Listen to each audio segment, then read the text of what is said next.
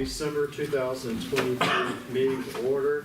This is the organization meeting for the new governing body of the town.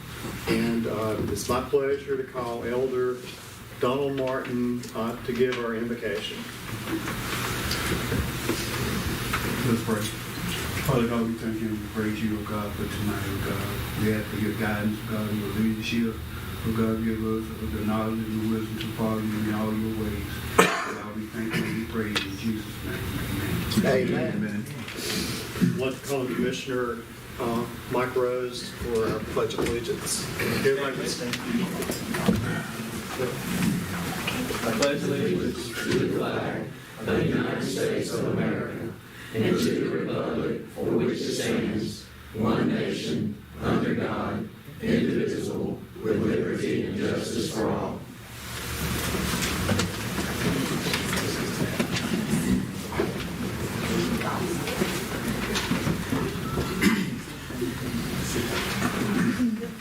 I'm going to make a few comments at this point and to reflect on our past and present and future.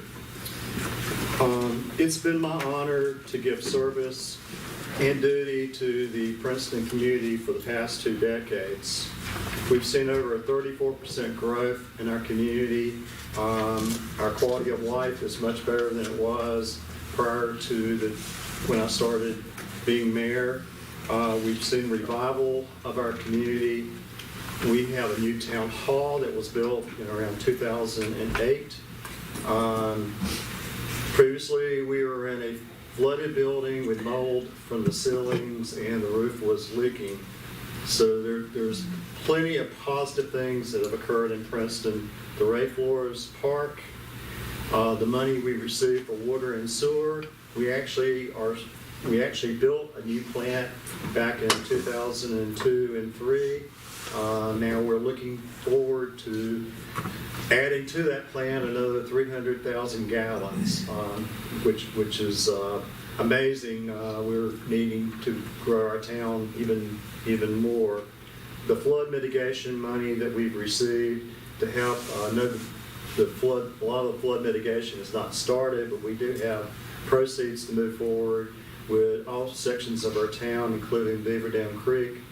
Further east, we did do the Beaver Dam Creek and Downtown project a couple years ago. It's made an amazing impact on downtown Princeton and the houses that are downtown.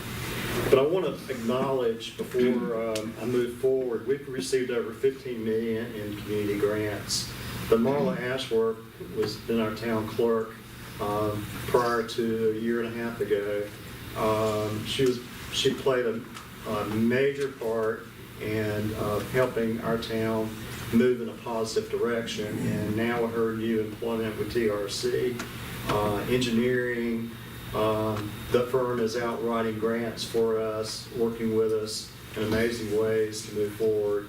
And I just appreciate what she's done for our community. And the town board, we've had a diverse town board over the years. Walter's the only original town board member when I first started. But in working with the town through all these projects, I worked with the county, I worked with state agencies, I worked with congressional agencies, and I've also worked with Triangle J Council on Government and working with funding for our projects. I'm also chairman of the US 70 Corridor Commission, which is working on finishing I-42 from Clayton to the coast.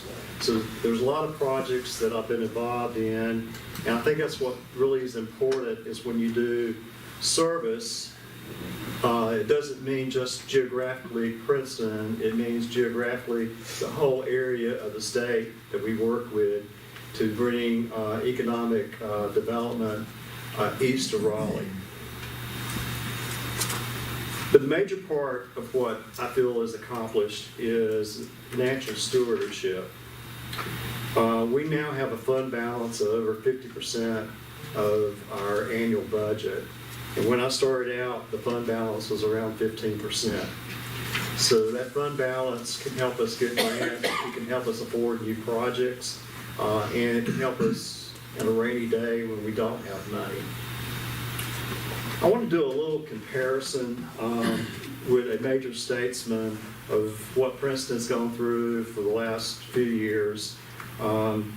This gentleman was born around 1870, and he was fought in the Boer Wars in Africa for the British government. He then became a leader of the Liberal Party of Great Britain. But he came to his height of duty as Prime Minister under the Tory or Conservative Party leadership during World War II. At that point, Britain was being invaded every day by the German government. Planes were bombing London and their air bases throughout the country. Britain was about to fold. He worked tirelessly with President Roosevelt to get the Lend-Lease agreement so that the Americans could furnish arms to England prior to the United States entering World War II. The Battle of the English Sea. They fought the Germans and were able to go to France to start fighting the Germans in France. He was a major hero of World War II. He worked with Franklin Roosevelt and the peace treaty that brought World War II to an end. In 1945, right after World War II was climaxed and was over with, and settlement was placed, he was defeated as Prime Minister of England. He went on to become Prime Minister again from 1951 to 1954. So what I'm contrasting here is that for 90 years, he died in 1965, he gave his duty and service to England. And I'm not to say I'm going to live to be 90 years old, but I want to continue to give service to my community in Johnston County and Eastern North Carolina, the place I call home. So with that, I wanted to give a few quotes that Winston Churchill was famous for. He was famous for a lot of things, but I'm just going to limit to 3 or 4 quotes. Success is not final. Failure is not fatal. It is the courage to continue that counts. To build may have to be in a slow manner and laborious task of years. To destroy can be the thoughtless act of one day. So be very cautious of what you do. A pessimist sees the difficulty in every opportunity.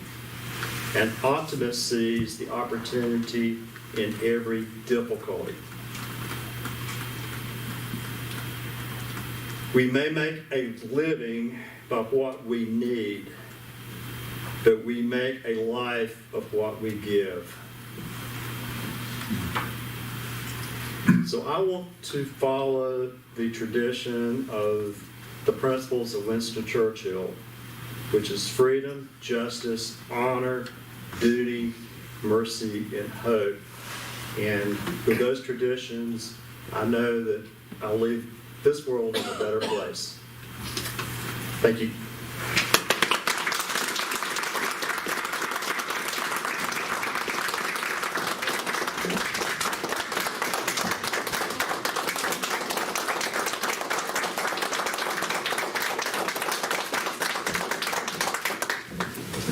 Is there comments by any of the other commissioners?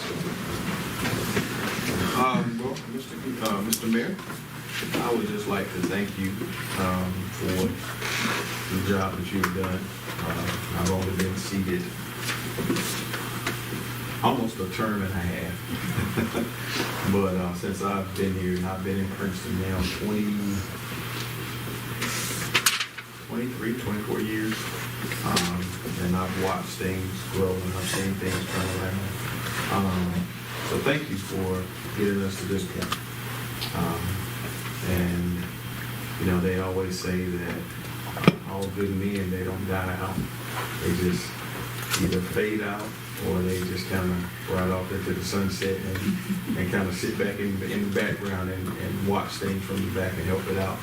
So I know that this is not the end for you.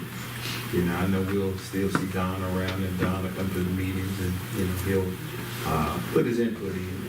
But I do want to just say thank you for all that you have done while I have been here in Princeton, and I will say to you, a job well done. Thank you.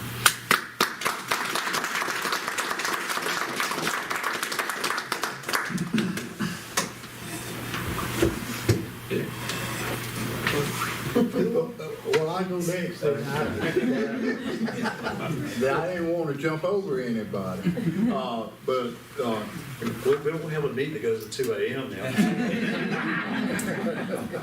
as Don has said, that we have served together for his entire 22 years of service to the town.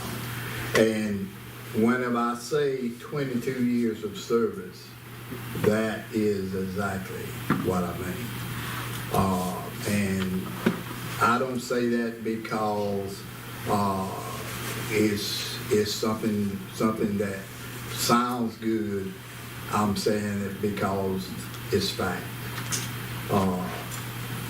Don gave countless hours to the town before he even became mayor of Princeton.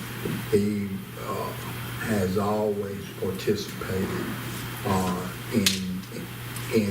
in different activities that the town has needed help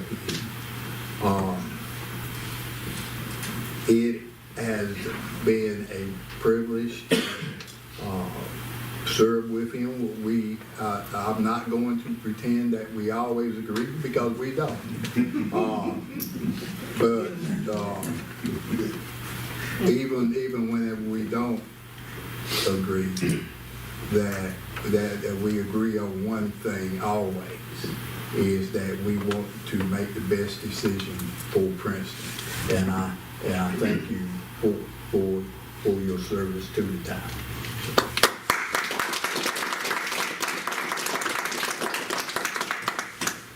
Well, I'll end up just by reiterating, I haven't been on the board as long as Commissioner Martin, but 10 years now, and Don has been a good steward of the town's finances, a good ambassador for the town. I've been privileged to go to a lot of mayor's meetings around the county and so forth, and everybody knows Don, and that's been a good thing. He has represented the town with dignity, and he has. I can't say enough. He's just done a lot of good things, not only as a mayor, but truly as a citizen of the town. And I do believe that, like he said, he may not be mayor, but he's not going anywhere. And there's a lot of things he wants to work on to still improve this town. And I look forward to seeing what's in the future for Don.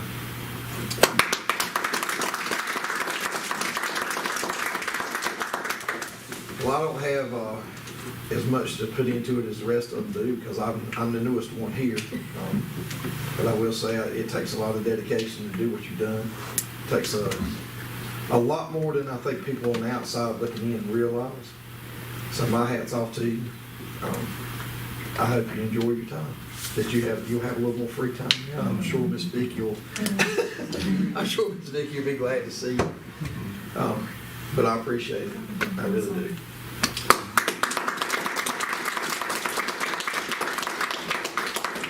Thank you for the kind words, and it's much appreciated, and my words speak for itself, so thank you for allowing me to be a servant of the community. Is there a motion to adopt our agenda? There is. Is there a second? Yes. Any further questions? If not, all in favor, raise your right hand. All opposed, motion passes. Is there a motion to adopt our consent agenda? There is. Motion made by Commissioner Robinson, seconded by Second. Commissioner Rose. All in favor, raise your right hand. All opposed. And that concludes my part of the program. I will ask Danielle Haddock, Assistant Clerk of the Court, to administrate the oath of offices.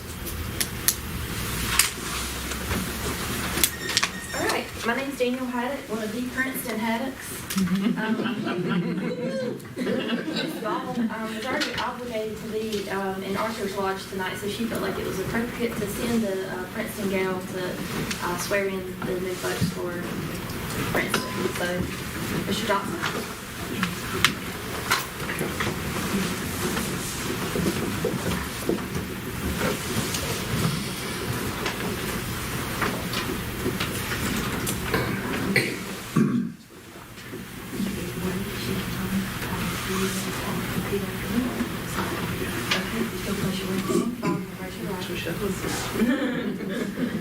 All right, I, Stacy Gardner Johnson. Do I need to raise my right hand? You need to raise your right hand. Yes,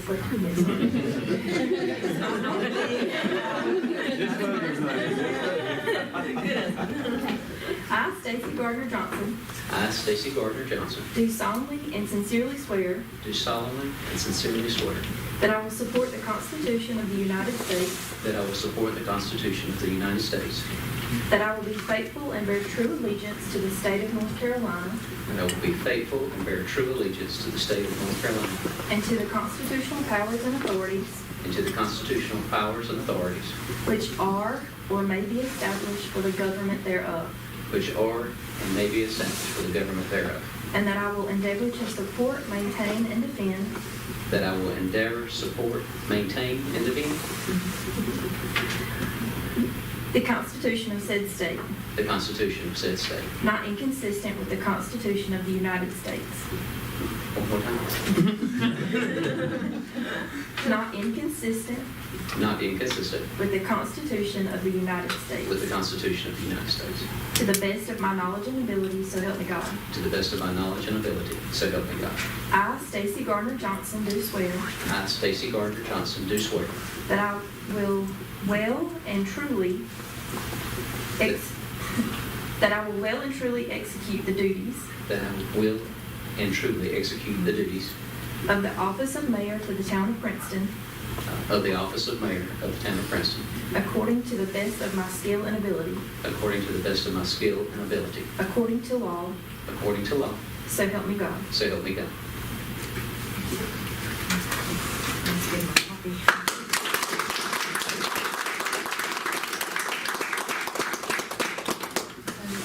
Sign 3 times.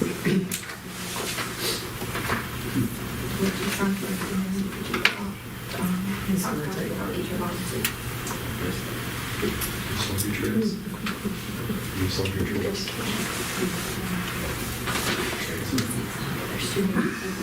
Okay.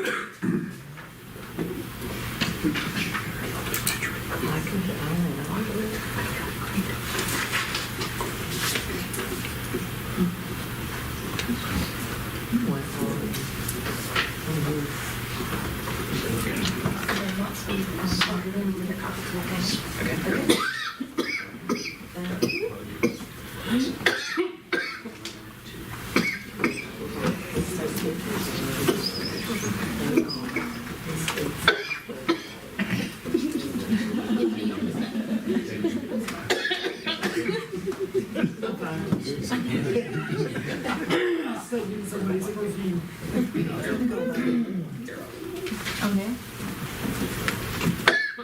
We're just gonna take a few pictures.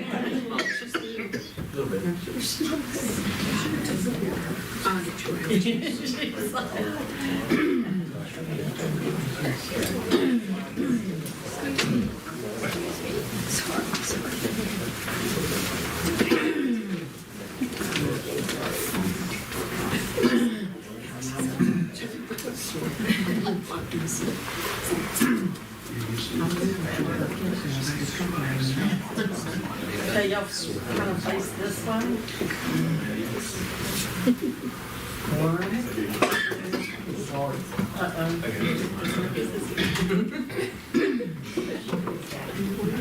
I'm just. Step in the other.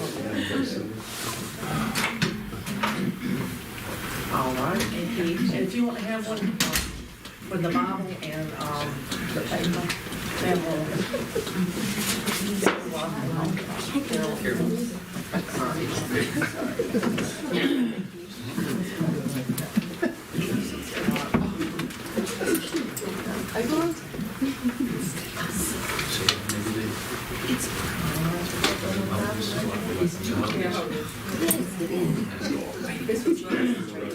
See, I don't want to get you at an awkward spot, and I can crop and do right.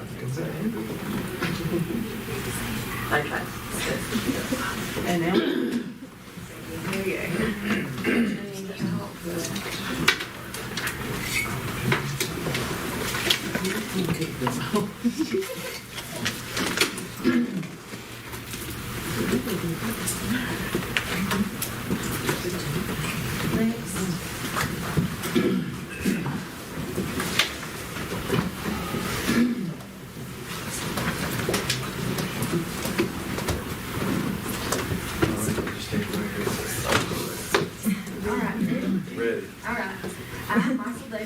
I, Michael David Rose, Do solemnly and sincerely swear do solemnly and sincerely swear that I will support the Constitution of the United States, that I will support the Constitution of the United States, that I will be faithful and bear true allegiance to the state of North Carolina, that I will be faithful and bear true allegiance to the state of North Carolina, and to the constitutional powers and authorities and to the constitutional powers and authorities which are or may be established for the government thereof, which are or may be established for the government thereof, and that I will endeavor to support, maintain, and defend and that I will endeavor to support, maintain, and defend the Constitution of said state, the Constitution of said state, not inconsistent with the Constitution of the United States, not inconsistent with the Constitution of the United States, to the best of my knowledge and ability, so help me God. to the best of my knowledge and ability, so help me God. I, Michael David Rose, I, Michael David Rose, do swear do swear that I will well and truly execute the duties that I will well and truly execute the duties of the office of Town Council Member for the Town of Princeton, of the office of Town Council Member for the Town of Princeton, according to the best of my skill and ability, according to the best of my skill and ability, according to the law, so help me God. according to the law, so help me God. All right.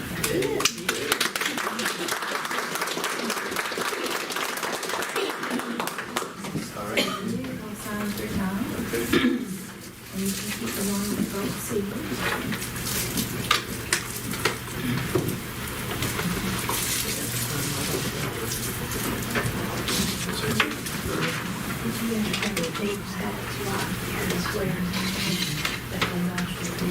Well, I could see it coming. All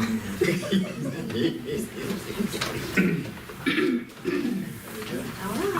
I'll sign that one. Right there. Pictures?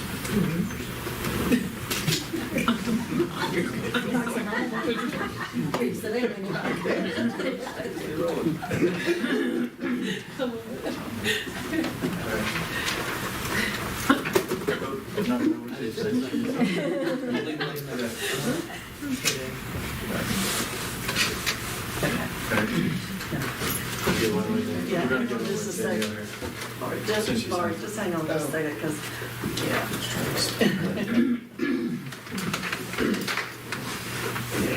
Which one was in on the back? there you go. All right, so you hold the paper.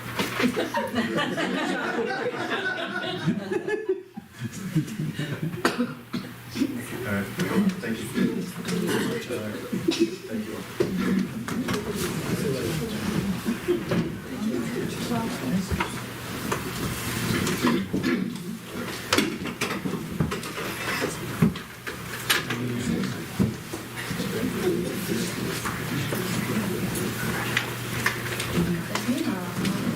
I do not. And I will just sign the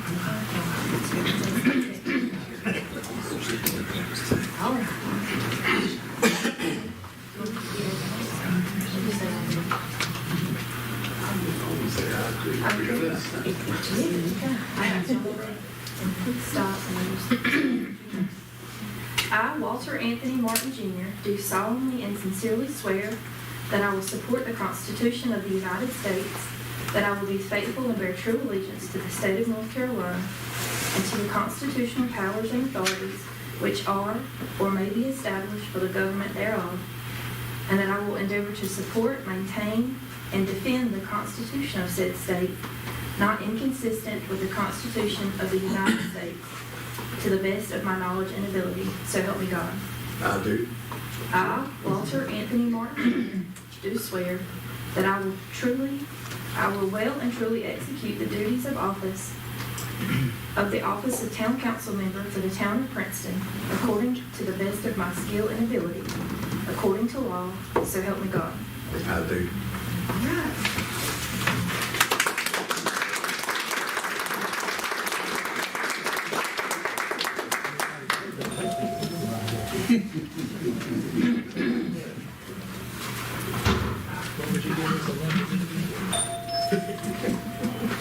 You just gotta know what to ask for. I learned something, Walter. You just simplified next time. I think I kind of like that way better too.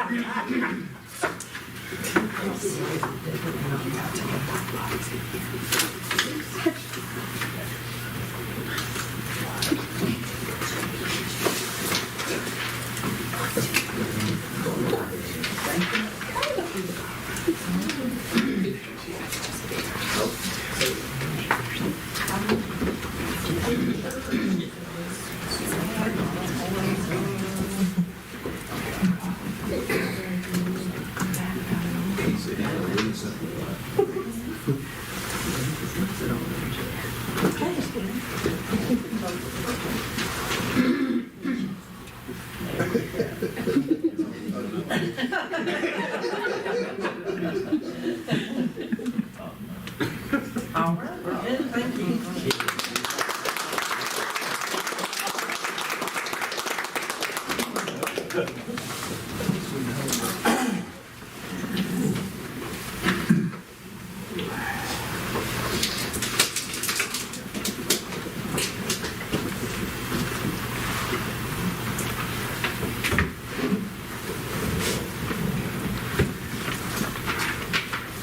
All right, I'd like to thank everyone in attendance tonight at the swearing-in ceremony.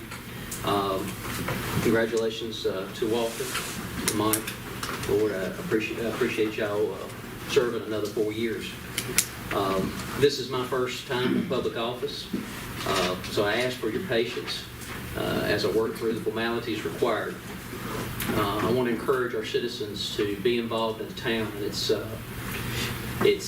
everything that we do here. And if you want to come to the meetings, that's great. We'd love to have you here. We'd love to hear from you and know what your needs and your wants are.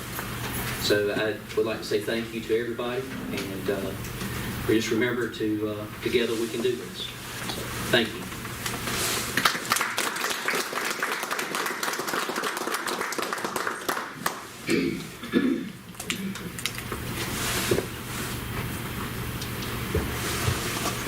Oh, it's the public. Okay, sorry. Well, it is, this is my third full term. So I started serving after another commissioner vacated this position during Noah's term, and I look forward to another 4 years of serving the town. I've said it many times, but when people wonder why we do it, and it's obviously not for the $100 a month that we make. So it is a calling, and it is, and that's for real. If you in case you're guessing about it. So yeah, before tax. Which are the one? No, I'm just kidding. Just kidding. So but I do enjoy serving the town. I love Princeton. My business is here.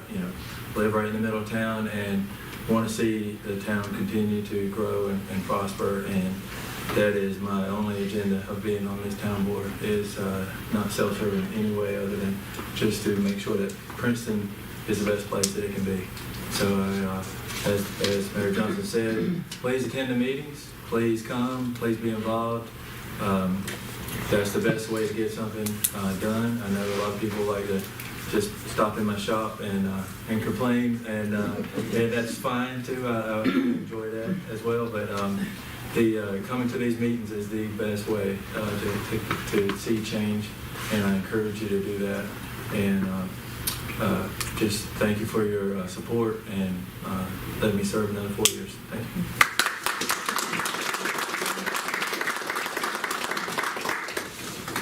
And I'm actually going to stand and give my say. That doesn't mean that I'm going to go on forever.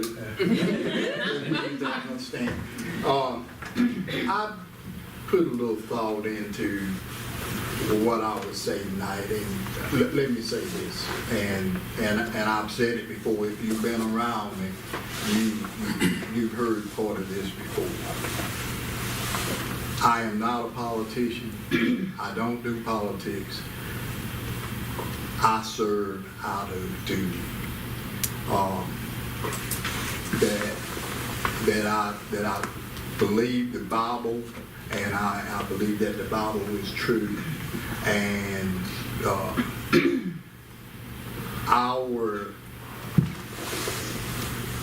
our need and what we should do as Christians is to serve our community, and we should give it everything that we have to try and make life better for other people.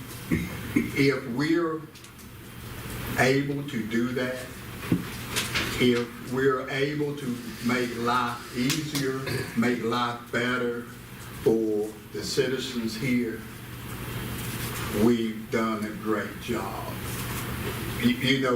We may be able to have the best sewer, we may be able to have the best drainage, the best town hall, but we need the best people to live here.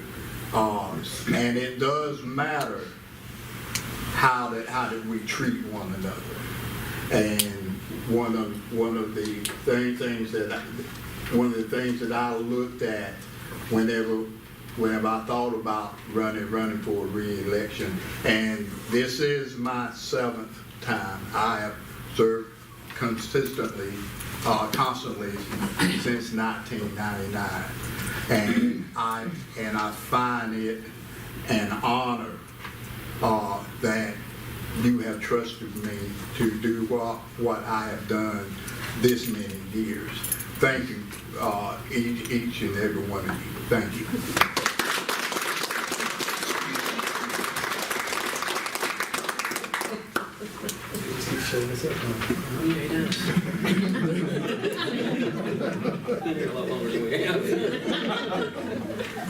All right, next on the agenda, we're going to appoint government functions for the next 2 years for commissioner assignments and mayor pro tem. So we're going to start off with commissioner assignments. Do we have any discussion? All right. If everyone is okay, I am good with everyone keeping the assignments they have and continue on as they're doing. And just so we're clear on that for the public,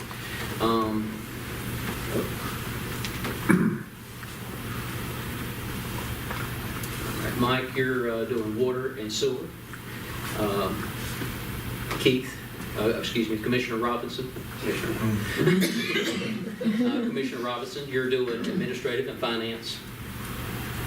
Commissioner Holmes, you're over street, sidewalk, and drainage. And Commissioner Martin, you're over police. if everybody is okay with that, I would entertain a motion. Okay, I'll make a motion that the assignments are as stated from the mayor. Second. So we have a motion from Commissioner Rose, a second from Commissioner Martin. All in favor, raise your right hand. Okay. Any opposed? None. So motion carries 4-0. All right, next we're going to do the assignment of Mayor Pro Tem. Do we have any discussion on that or any appointments? 2-year term.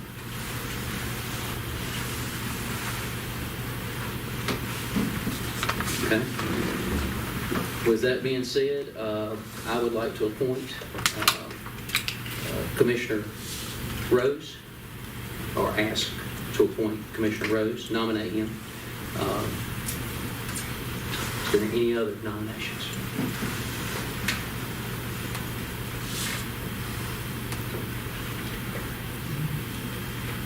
Okay.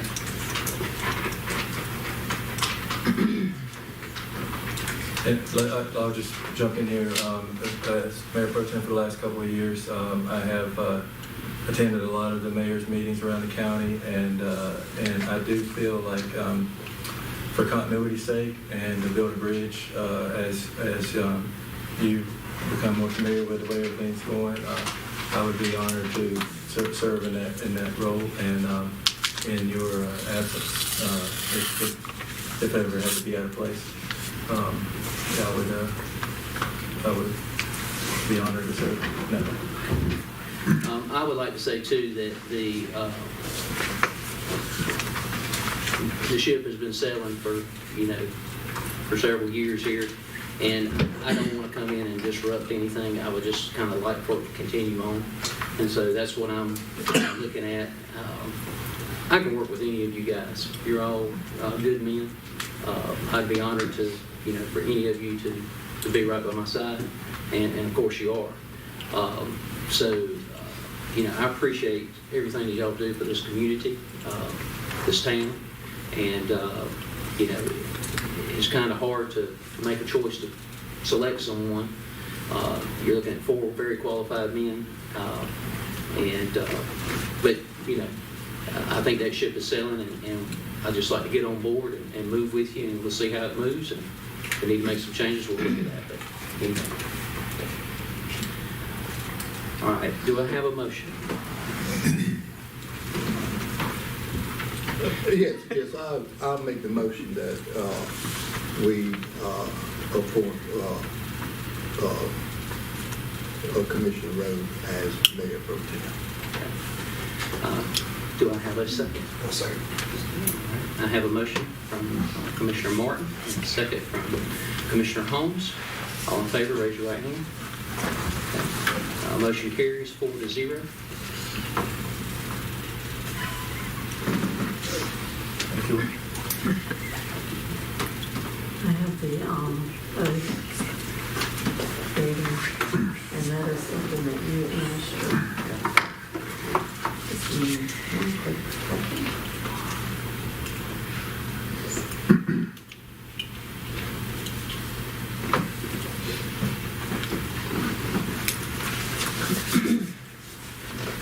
Where are you?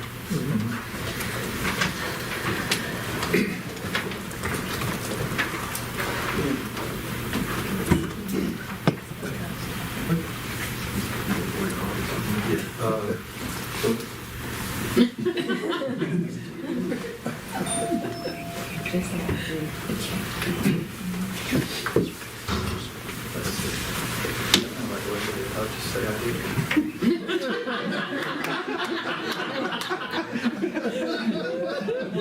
I appreciate that.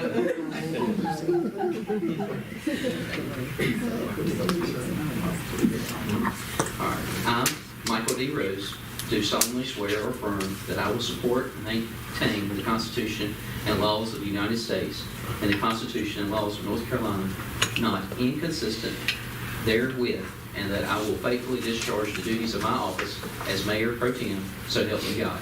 I do.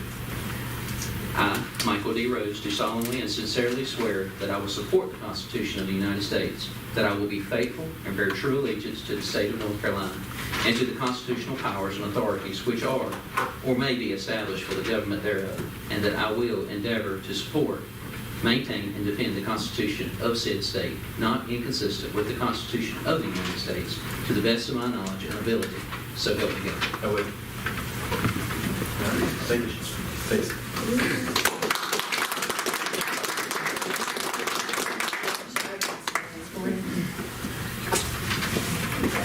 And there's 3 copies.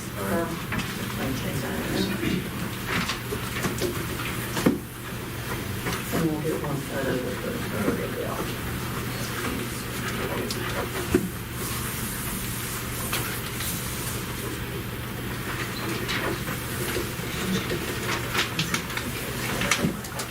Thank you. Actually, that one's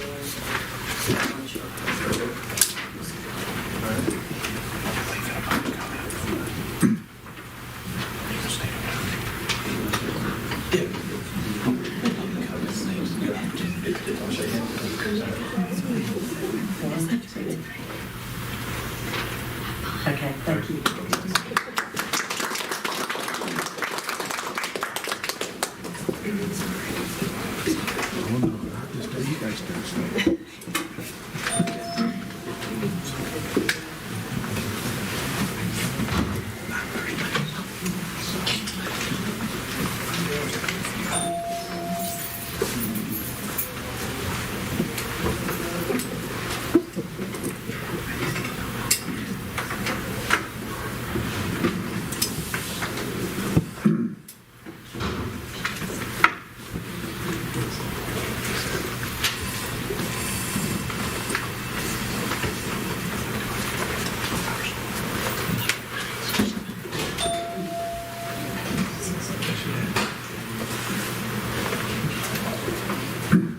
All right. Next on the agenda is public comments. Public comments is the time that any citizen can address the board on any item that is not on the agenda. Speakers are asked to keep the order in balance, that all public comments will be kept to 3 minutes. We ask that you come to the podium, state your name and address. Speakers shall at all times maintain proper decorum and present all comments in a civil manner. Again, this is a public listening opportunity for the board to listen to public comments and not respond or answer to any impromptu questions.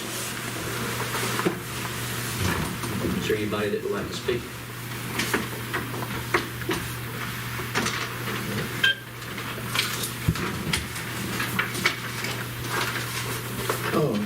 Mr. Mayor, I see our elected sheriff out there in the audience.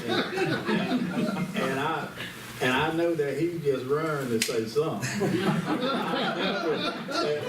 Because I've never seen him come anywhere and stay silent.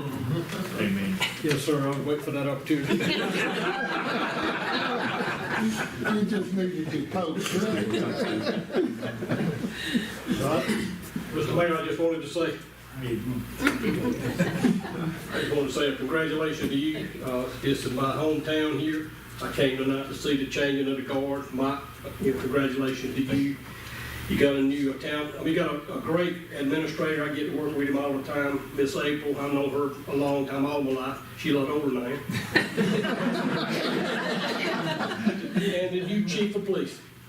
I just want to say I've enjoyed working with Smiley since he got here. And it's an honor to be the sheriff of Johnson County. I love what I do. It's made me gray-headed. Water, at least I still got some hair. I look forward to working with you in this new role.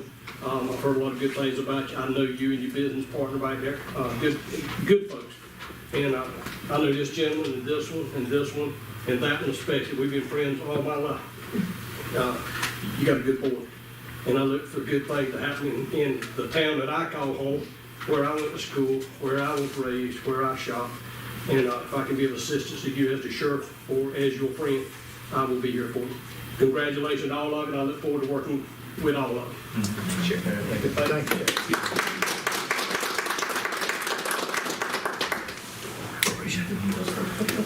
you. Board, thank you, and I'm going. All right.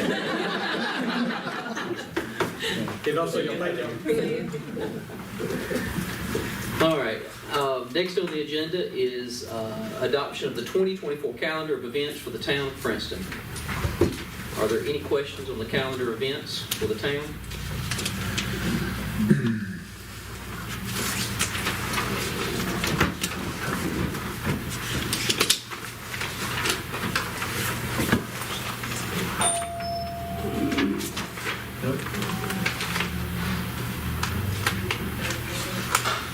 I'll just mention that the holidays, I did move the board meeting to the next week, because we normally take the week off, and the planning retreat, I put the time out to the side, and it is a Monday evening.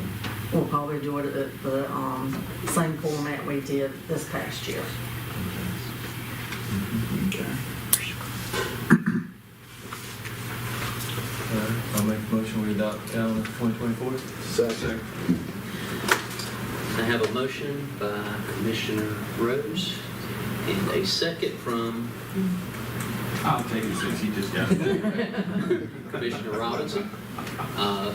All in favor, please raise your right hand. All right, you see, motion is unanimous and it passes 4-0.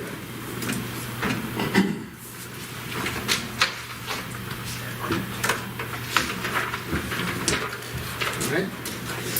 Next on the agenda is TRC is giving us a presentation on You need 4. assistance on raising, but just hit that little guy. There you go. On 4 resolutions. I believe all these are resolutions. Yes. Yes, so thank you, Mayor, thank you, Board. My name is Luke Baker, for TRC Engineering, one of the stormwater project managers over here. For y'all's consideration tonight are 4 separate resolutions, all related to stormwater projects. So the first 3 are related to what we've called the Western Princeton Drainage Improvement. So that's the second phase of the Beaver Dam work from Center Street all the way up to John Street. The first resolution is to authorize the town administrator to execute a grant application for FEMA's Building Resilient Infrastructure and Communities Grant Program. The second is to authorize the town administrator to execute a Golden Leaf grant application for the same project. And then the third resolution is to adopt an amendment to the Cape Fear Hazard Mitigation Plan. So in 2020, the town of Princeton adopted Cape Fear Hazard Mitigation Plan. This amendment makes the Western Princeton Drainage Project align with that hazard mitigation plan so that it scores better in FEMA's process. So with that said, are there any questions on the first 3? Now, I do have a question as far as the brick grant. Because now, I remember that, I think in October, that we applied for a brick grant and we were actually turned down. Correct? Yes. Oh, mistake. So, So, okay. yes, so we submitted it was a letter of interest in October for the town, which emergency management then reviews and selects who they allow to move into the full application. At that time, Princeton was turned down, so we had a follow-up meeting with them to understand why we were turned down, what we could do to better improve our package in the future. At that meeting, it was discovered that they had made an error in their points total, and so they then invited the town to submit. Okay, great, all right.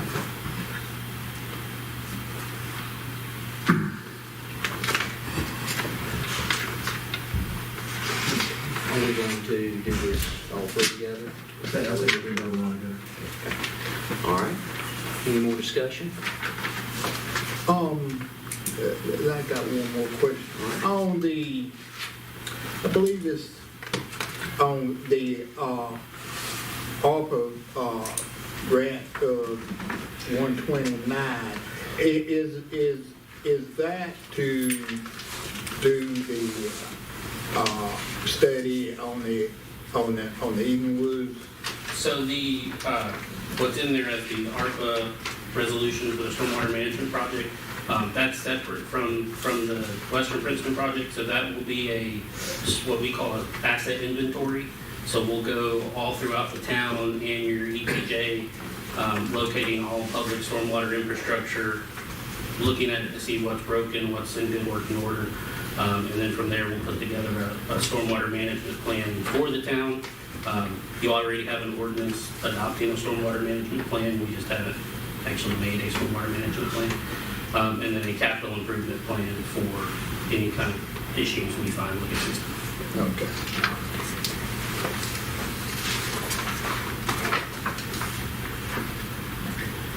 Any more discussion?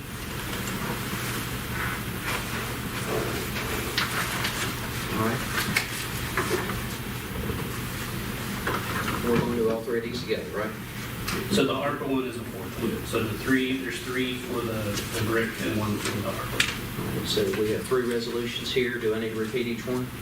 Yes, if you will. Okay, so we have a resolution by the Board of Commissioners of the Town of Princeton to apply for BRIC 2023 flood mitigation funds.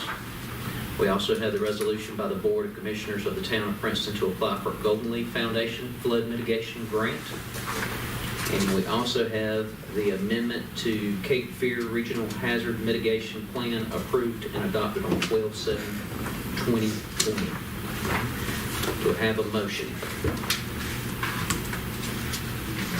Mr. Mayor, I move that we accept these three resolutions Have a motion? as they have been read. I'm sorry. Have a motion for Commissioner Robinson. Well, there's actually four. Because the fourth is the We'll fourth. be doing three right. And then we'll- doing the first. Oh, okay. The first three. All right, I have a second from Commissioner Rose. All in favor, please raise your right hand. Motion passes 4-0. Then we're going to move on to the last one. So as I kind of got into a little bit, so the last resolution for consideration is for the Princeton Stormwater Management Project. So it is intended to do an entire asset inventory and assessment of the town's stormwater system. So any public pipes, boxes, anything like that that's collecting drainage system. So we have an inventory of it. We'll also do a field assessment to any cracked or damaged areas. We'll also develop a stormwater management plan for the town and a capital improvement plan. The project is funded through a GLASSE grant from the Department of Water Infrastructure. It does not require a match. It's all grant. Any discussion? Do we have, do we have a paper on that? I couldn't find my paper on that. Yeah. Which one is it? It should be, Yeah, it's in with It should be the, stapled. Down now, look, something. Yeah. That was the one that was put with your Okay, I'll keep that. I don't think I got it. Okay. revised. It's over with the revised. There it is, sorry. No problem.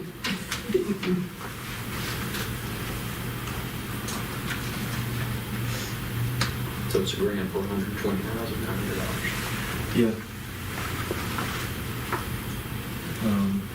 Whenever there's free money or grant money to be given to the town, it's pretty easy. Princeton is always We'll somewhere near. We'll take it. So I will make a motion that we pass the resolution for the stormwater management project. I'll second. Okay. I have a motion from Commissioner Rhodes and a second from Commissioner Robinson that we approve the resolution by the Board of Commissioners to accept funding for the town of Princeton Stormwater Management Project.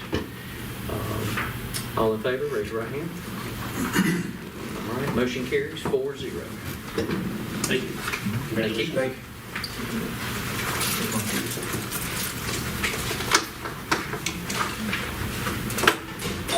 Ooh, it's thinning down. Might be paid. All right, let's see here. Next on the agenda is an amendment to the resolution supporting the study of water and sewer authority in Johnston County.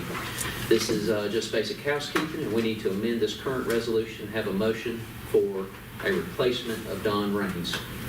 So we need a motion to remove Don Raines first, then a nomination of a second person to continue in this role.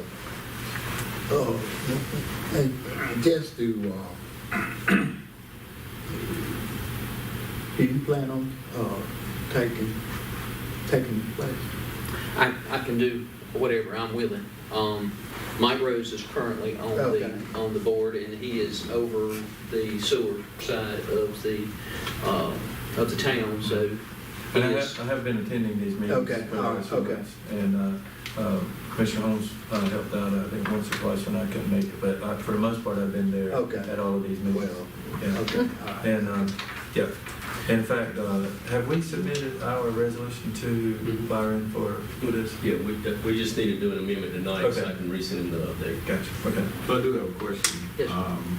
Is it just one position that's open or two? There's one position open. Now, if other commissioners want to attend, that's great. I mean, it's more or less a think tank if, where we're discussing the options of, how we can all come together as Johnston County, small towns, municipalities, and work with our sewer issues, because a lot of us have moratoriums. Yeah. Well, I would think that the commissioner that's over that particular aspect of the town would be a better suit. Right. But I would like to maybe inject Commissioner Holmes, since that's his somewhat field of expertise that he does on a regular basis. They kind of, you guys can kind of work together, mirror each other. You may run across, and not saying that you would, but you may run across something that is said and you can't, kind of wrap your head around it. This would be a good sounding board, I think, to assist. Yeah, I don't disagree. A lot of the meetings so far, I think, in fact, Mayor-elect Johnson attended the meeting right after the election. I invited him to go, and we went together so he could see how everything was going. And the mayors of each of the small towns are pretty much the lead person in the group. I don't mind taking the lead role, at least for now, or however we want to work it out. But the town administrators for some of the towns also are involved, because they know a lot more day-to-day things going on. And this will be, it is very early, and if this thing were to happen, I mean, it would probably be 8 or 10 years before it can happen. But it's going to take that long if we start working on it right now. And the idea, I think, as we said before, is that each of us are struggling to have our own little sewer plant and our own, it's a lot of money, it's a lot of effort for each small town, and if we combine all of our efforts, do the economies of scale. Right now, they estimate that there's $1 billion worth of sewer needs in Johnston County alone. And so if you could take $1 billion and knock it down to 800 million, I mean, that's still a tremendous amount of money, but $200 million savings, and it will be much more scalable, because whereas our plant right now, we're talking about adding 300,000 gallons per day. It's great, but when that fills up, then we're right back into this. With a sewer authority, it's kind of like if you take a 5-gallon bucket and put 5 gallons of water in it, it's full. But if you put 5 gallons of water in a swimming pool, you don't even notice. And it's kind of that mentality. You have much larger access to treat sewer in the future. So it's it could be, and it could be that it doesn't work out. But right now, everything's moving that direction. And as it is right now, he's already considered the alternate in it. Don Raines was the primary on it, but he was the alternate already. So there is one spot open because of changing there. And we will be tasked with, each town is going to be taking turns hosting the meetings this coming year, and in that case, we will actually be, they ask the town administrator to come and take notes for that. So basically, whoever's in charge of the meeting, they're asked to bring their town administrator as a basically a secretary for that meeting, to then push out the notes to the entire group. I believe the next meeting is Wednesday. It is Wednesday, yeah, it's 2 nights for now. Yep. Is there- So, anyway, I will continue to serve on whatever role the board wishes. Well, let's start off with, is there any more discussion? And is there a limit to the number of people? Obviously, we don't want to carry the whole board up there. On a resolution, we're going to have 2, but we only need 2 to go because any more than that is going to be considered quorum for us. That's right, Gotcha. yeah. Makes sense, yeah. Yeah, and the way that the meeting is set up, the way they kind of do it is the main people are in, they have, the table's actually set up like an inner circle, and the alternates are on the outer part of the circle. So.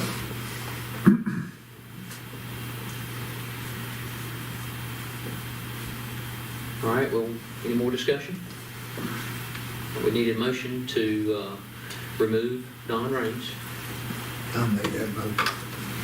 Okay. I have a motion from Commissioner Martin, and I have a second from Commissioner Holmes. All in favor, raise your right hand. Motion passes 4-0. On to someone to serve in his place. I don't mind doing it, but I don't want to take it away from somebody else if they want to do it. Well, if Commissioner Rose has already been doing it, it just makes sense to leave him there. And do you want to be the alternate?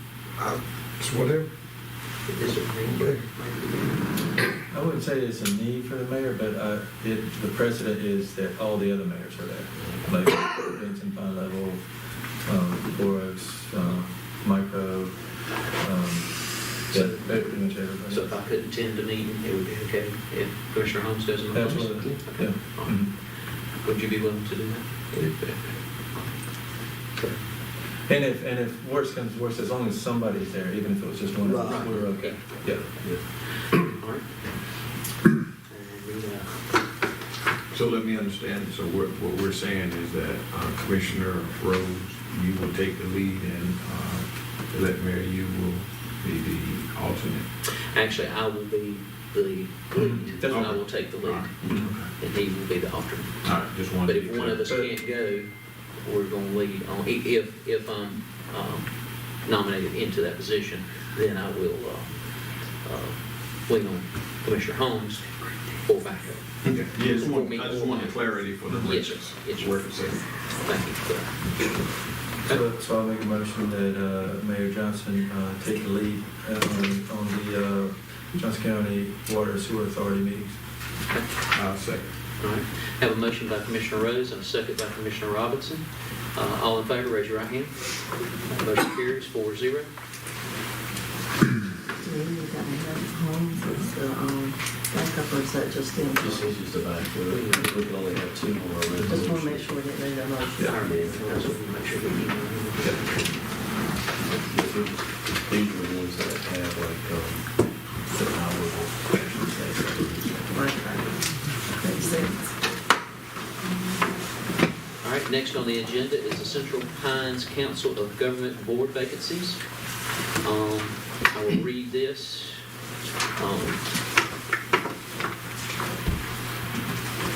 Mayor and Board, the Central Pines Board of Delegates plays a critical role in overseeing our organization with responsibilities including policy direction, managing a budget of over $45 million and 55 employees, and administrative oversight of the Durham Chapel Hill Carrboro MPO.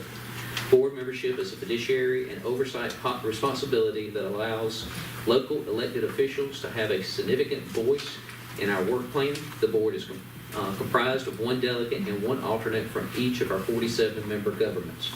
Board members are expected to attend 6 meetings each year. The meetings are structured to be engaging, informative, and meaningful, and provide opportunities for exposure to regional issues, regional voices, and regional networking opportunities that are not possible in other settings. A 2024 schedule is attached, as well as for upcoming board meetings. At this time, Princeton has 2 vacancies that are required to be filled. The board shall nominate and vote on 2 board members to represent Princeton. Are there any nominations or any discussion? Just make sure this vacancy is the one that former Mayor Raines held, is that correct? Right. Correct, yes. And I think those meetings are on specific dates. They are with dinner, I believe, and Fourth Wednesday of the month. fourth Wednesday of the month at 5:30 p.m. Where's, Where's the location? yeah, where's the location of this? They're typically Cary, Raleigh, Durham, in those general areas.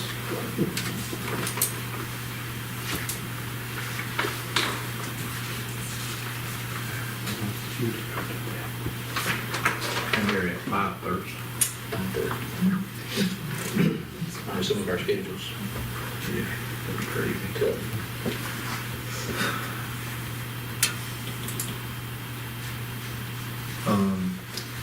I don't know this answer, but do we know if the majority of the delegates are mayors, or are they commissioners? Most of them are mayor and then commissioner of choice. Yeah, if you'll turn to the back, Steve, so you can see that most of them are mayor. Most of them are vacant. At 5:30, they would. Well,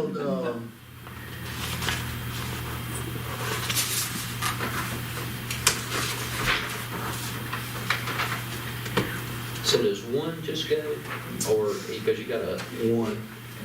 One attends, but Then you we have have an two. alternate. We have two representatives, so you got to attend 6 of the 12, so you could go to 3, Commissioner Rose could go to 3, that covers our So, 6. so we could split it up.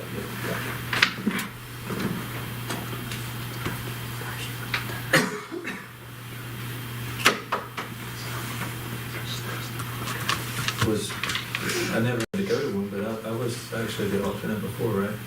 But Don always attended. Yeah. This is part of what used to be Triangle J. Right. And now it's the Central Pines, but he typically represented Princeton, all of them, yeah.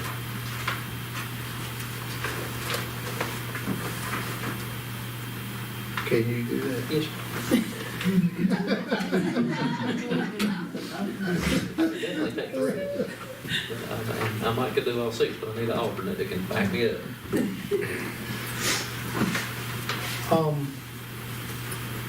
That I've got to find out some information, because I don't want to have to pay to go.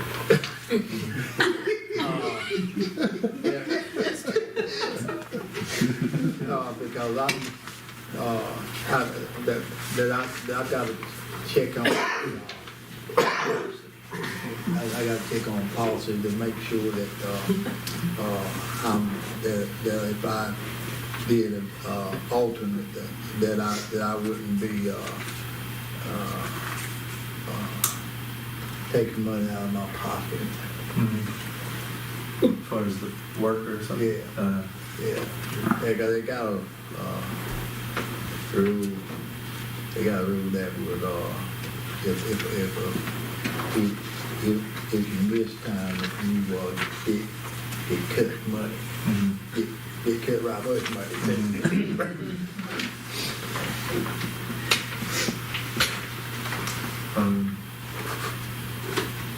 Cause we can always just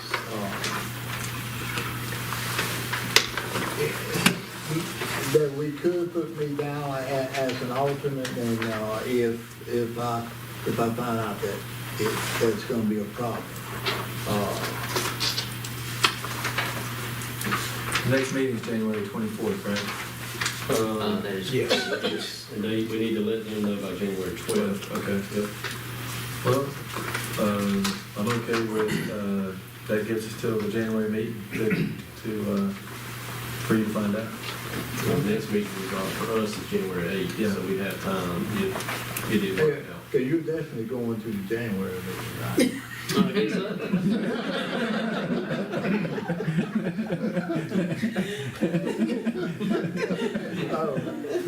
so.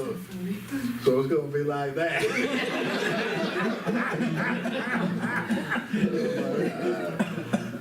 I didn't know. Well, wait, see, people. We can decide that on January Two 8th. positions got to be filled anyways. Yeah. Right, And I'm willing to take one, okay. as mayor.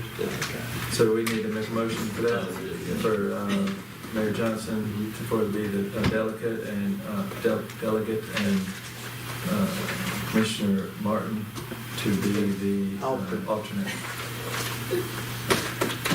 All right, I have a motion from Commissioner Rose. Do I have a second? One second. I have a second from Commissioner Robinson. All in favor, raise your right hand. It's four, motion carries 4-0.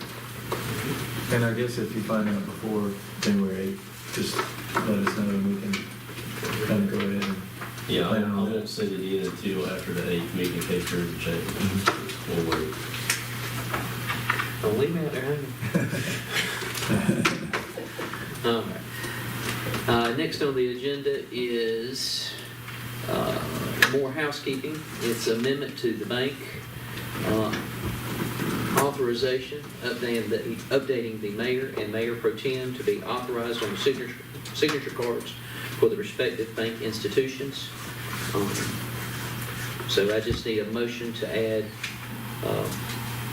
myself, Mayor Johnson, and Mayor Pro Tem Rose as mayor. And being that I'm already on there, do we have any new motion? We still need the motion. We, just for Just for the mayor. clarity, I would do it for tonight. Okay. But you correct, you Signature already card are is there. there. Yeah, Am I still at that? you are. Do we need, do you want to be removed or you want to stay? No, I mean, if it's a check that I don't like, I'm not the same thing.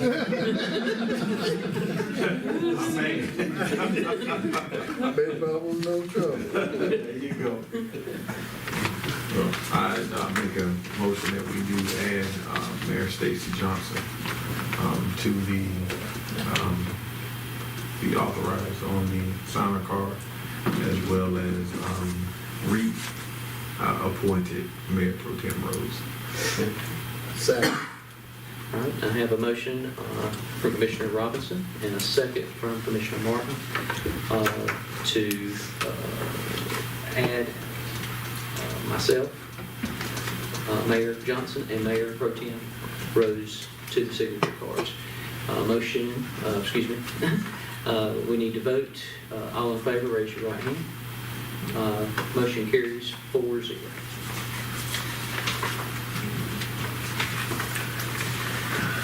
All right, next up on our list is agenda is a public hearing. Let's see. At this time, the board will need to go into a public hearing to discuss the recommendation from the planning board. Is there a motion to do so? There is. And is there a second? There is. Okay, I have a motion from Commissioner Martin and a second from Commissioner Holmes. The time of the public hearing is 8:13 p.m. on December 4th.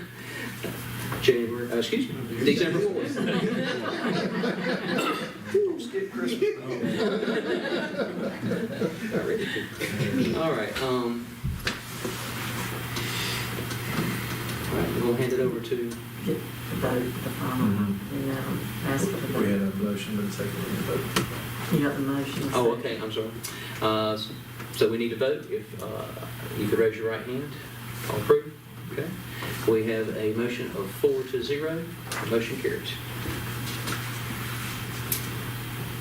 And we'll hand it over to Okay, thanks, sir. Mr. Mayor, there was a planning board meeting on November 14th with a planning board recommendation of adopting the following definitions to be incorporated into the town's zoning ordinance. There was also a recommendation to incorporate the use into the town's table of uses under C2 and C3 zoning. The vote was 4-1 for the recommendation. The definitions were auction houses, and temporary display areas.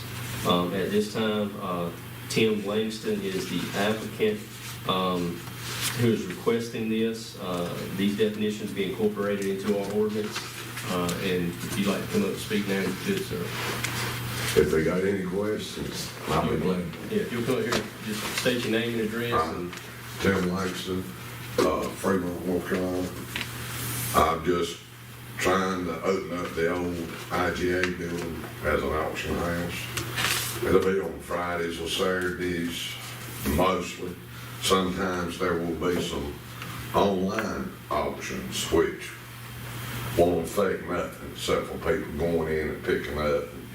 Somebody be there for them to do that. And the live auctions will be at reasonable times, for us if there's any outside, like somebody brings a truck or a car.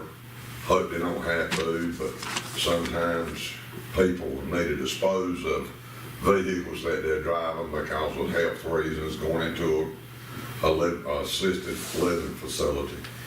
Those would be done at reasonable hours. I'm not going to be out at 8, 9 o'clock at night with a PA system trying to sell somebody's vehicles. I got enough respect for the town and the people in it for that.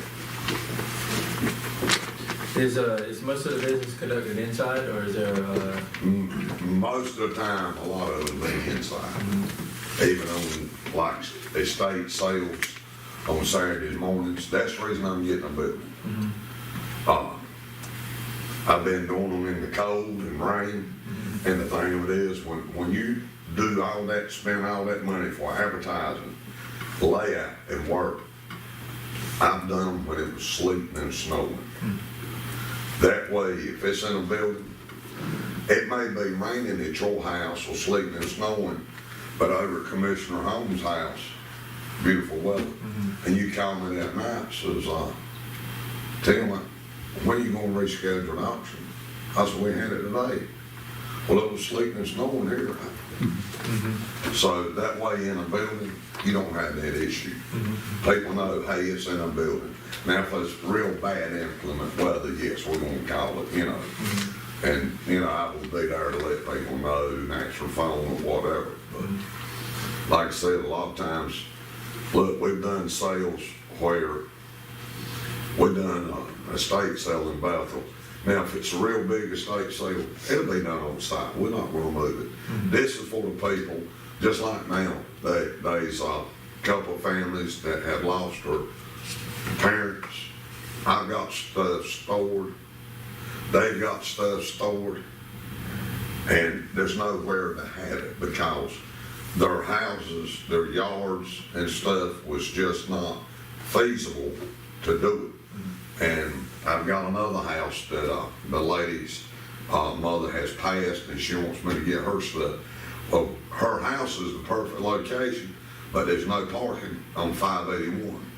If y'all know anything about 581, that's the last thing I want, is to have a sale somewhere and somebody get ran over because parking on the side of the road, because, you know, so that's the reason, hey, it's time to come, look at a facility and start from there.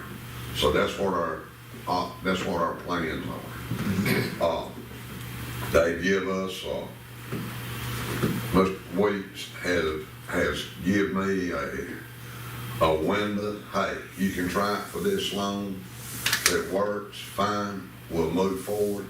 If it don't, we will shake hands and be friends and go on. But like I said, I put a lot into stuff when I started, and it won't be because we didn't give it 150%.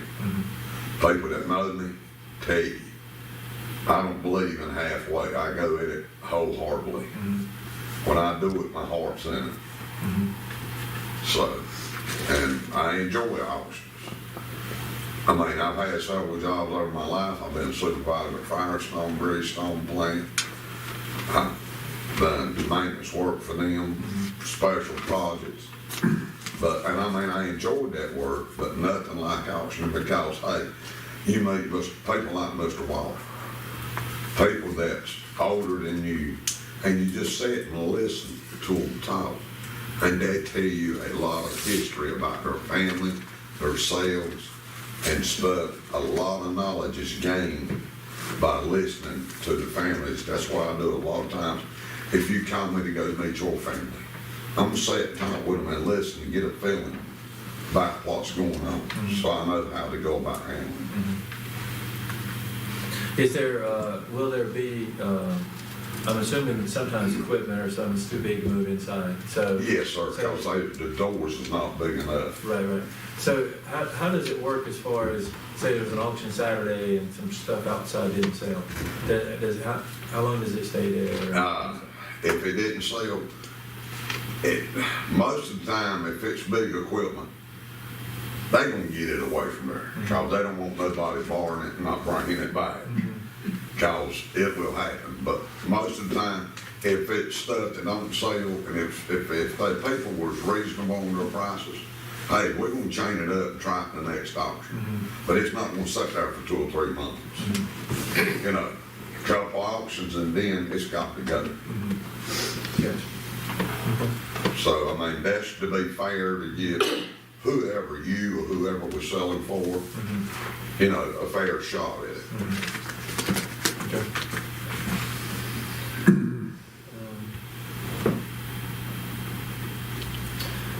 And aren't some of the, well, and I don't know about some, but maybe I'm going to go to most. If people are basically hiring you to get rid of their stuff. Yes, sir. Yes, sir.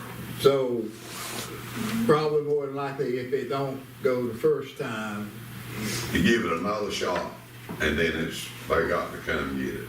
okay. Or we dispose of it for them, whatever. Cause, I don't mean this ugly, but when y'all meet my wife, you'll find out. There's not gonna be no junk and clutter.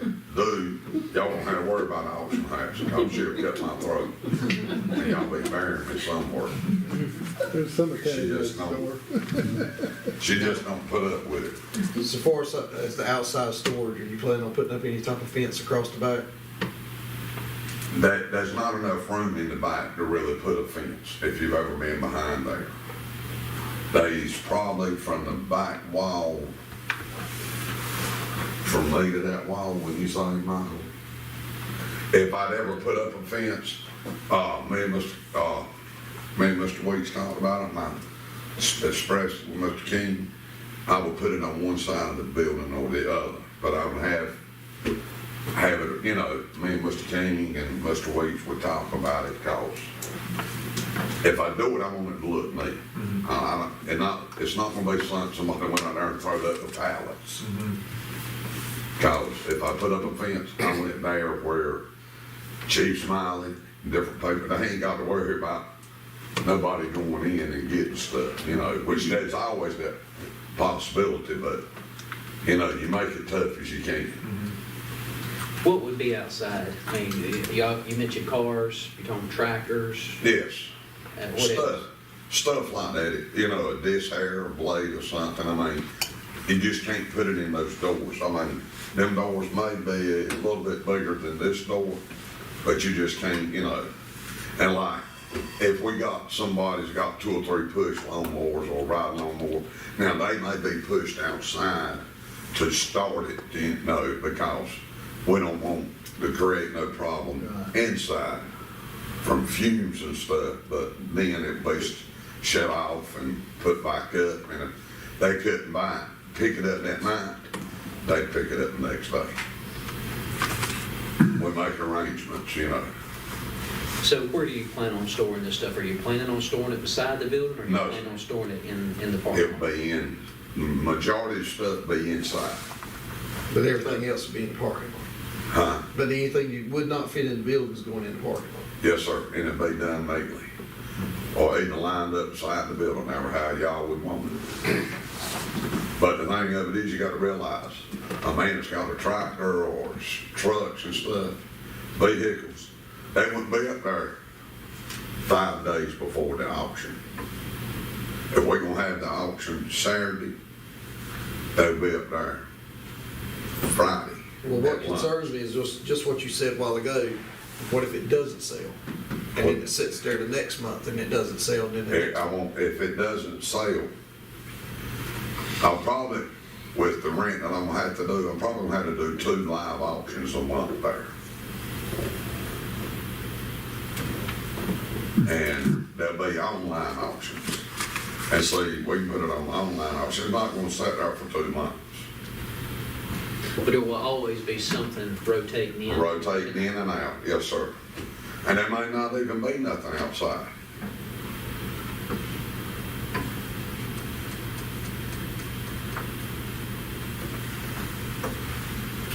And I'm guessing that you probably sense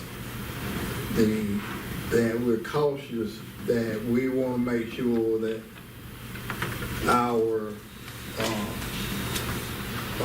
entrance to town is not cluttered.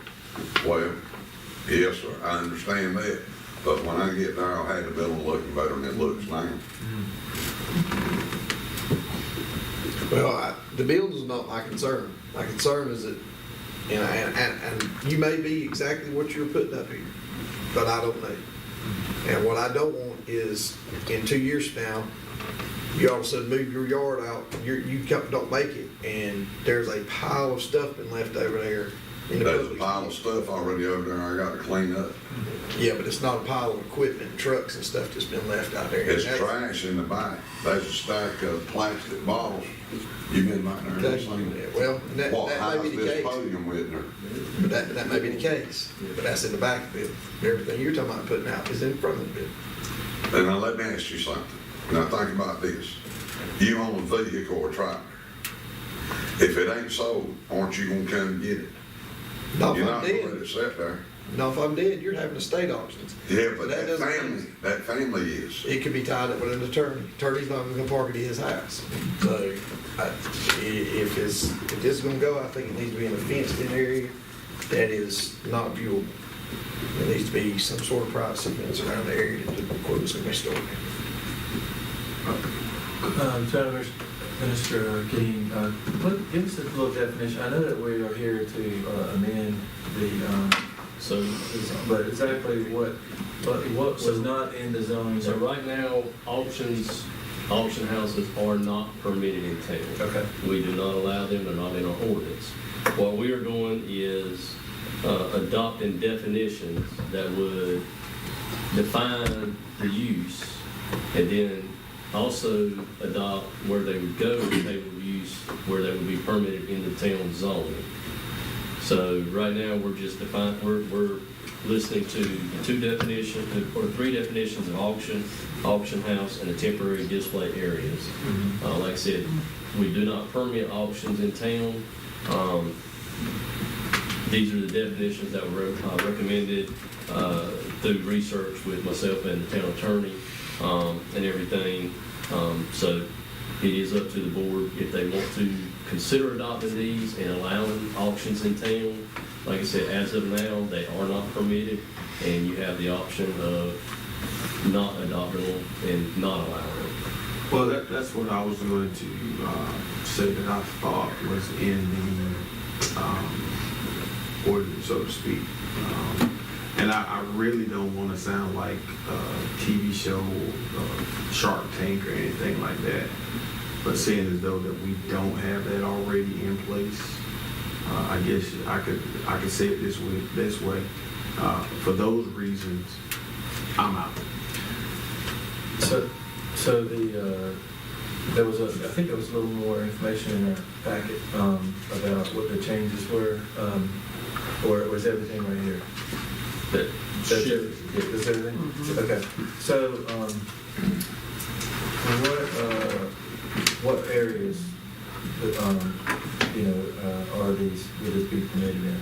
So it'd be in C2 and C3, which is commercial, which is kind of scattered past the food line, down this way, in the downtown area, around some residential areas. So it could be permitted in any of those, and we have no restriction on the number. So if someone come in and own 6 commercial buildings on Center Street, we could have 6 in a row that could be auction houses.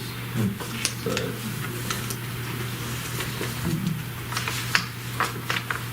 Now, I know there in Smithfield on Brightleaf Boulevard, that they haven't had an auction house for years. And, you don't, now I don't know what they auction, but you don't see the clutter out in front of it. And that is the stipulation that this board can add is, should they adopt these definitions, you can add stipulations to where there's not another light use within X amount of feet. There is screening required, or buffering, landscaping, hours of operation, anything like that. This board can add those onto that. And did we notify the next door property owner? The next door owners are the same people that own this property, so they were notified. There's only 2 adjoining property owners, and they're both owned by the same Weeks family. You got one to the left and one to the right, and the old IGA's in the middle. That's for, And so would that also include Food Line? Food Line was not an adjoining property owner. Our ordinance requires adjoining property owners, and Food Line was not adjoining to that property. There's an next parcel there. There's a lot between them. Yeah, there's a lot between. yes, and Yeah, Grass lot. There's actually 3 lots right there. It's a vacant lot, the old IGA, a vacant lot, and then the Food Line.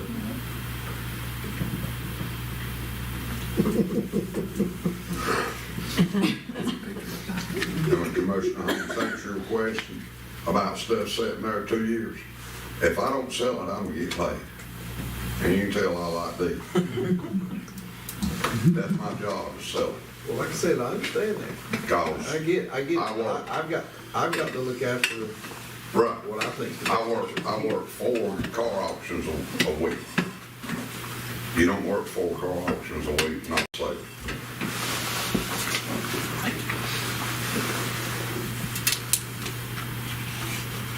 Any more questions?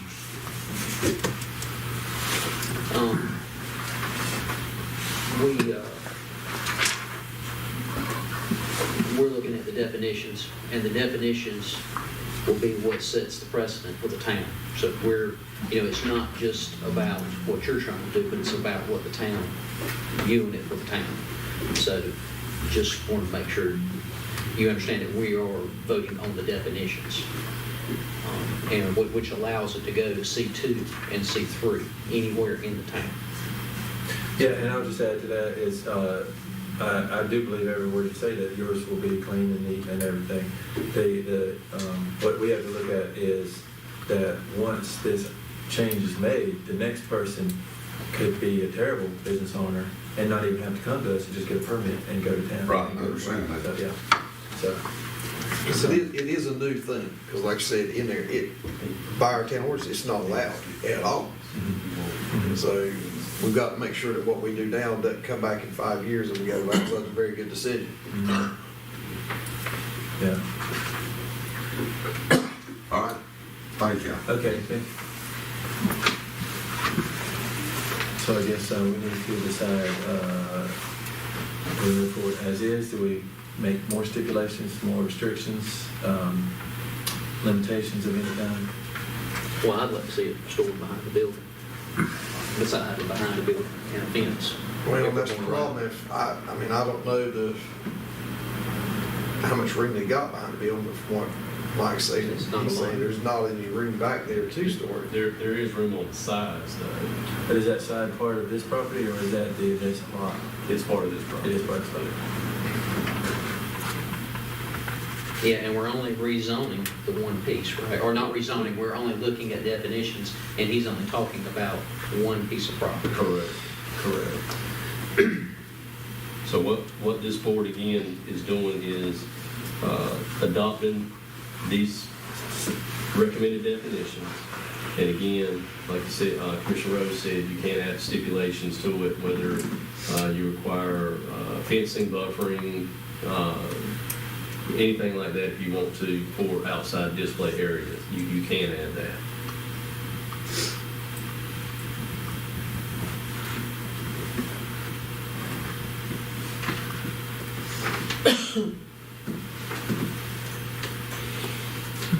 be done through a special use permit? How would that? That would be, yes, sir. Well, the first one, under temporary display areas, that one definitely needs some attention. Because it does not give any type of time limit. It says temporary, but I don't see anything about time, and it does not say amount. And we discussed that, there is not a definition for temporary.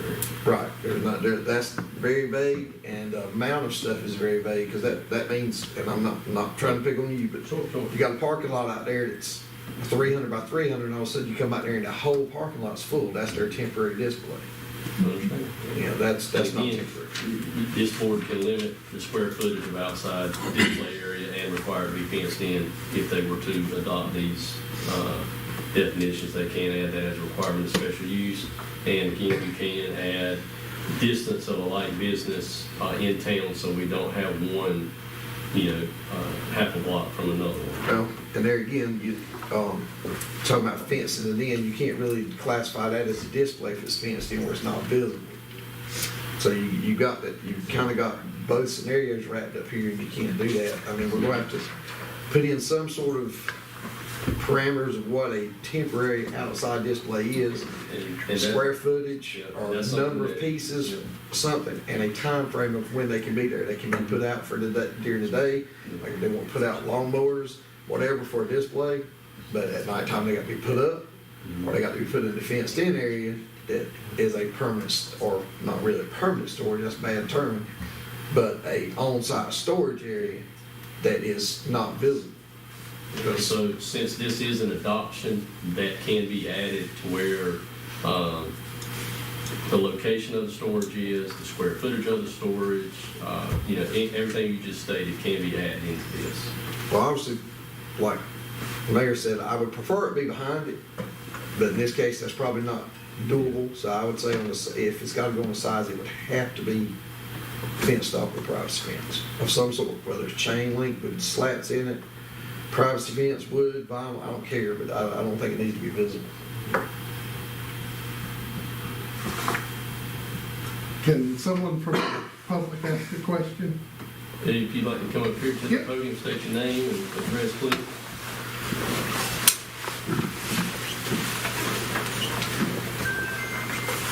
Jeff Sheffield, 402 East First Street. I sat through the planning board meeting. There was nothing addressed about the number of folks that can be in that building. Is there a consideration? That's going to be whatever the fire code is. I was just say that's dictated by the fire marshal. Yeah. Okay. The actual building itself, we don't per se handle because we don't do building inspections. It's all done through the county. With this here, if this is adopted, the applicant would have to go do a change of tenant with the county. Therefore, they're going to require an inspection, and they will inspect it. And if it fails, they'll have to get up to code.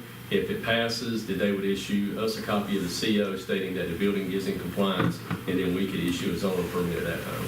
Okay. That's it. Question 2 is back to the same hearing.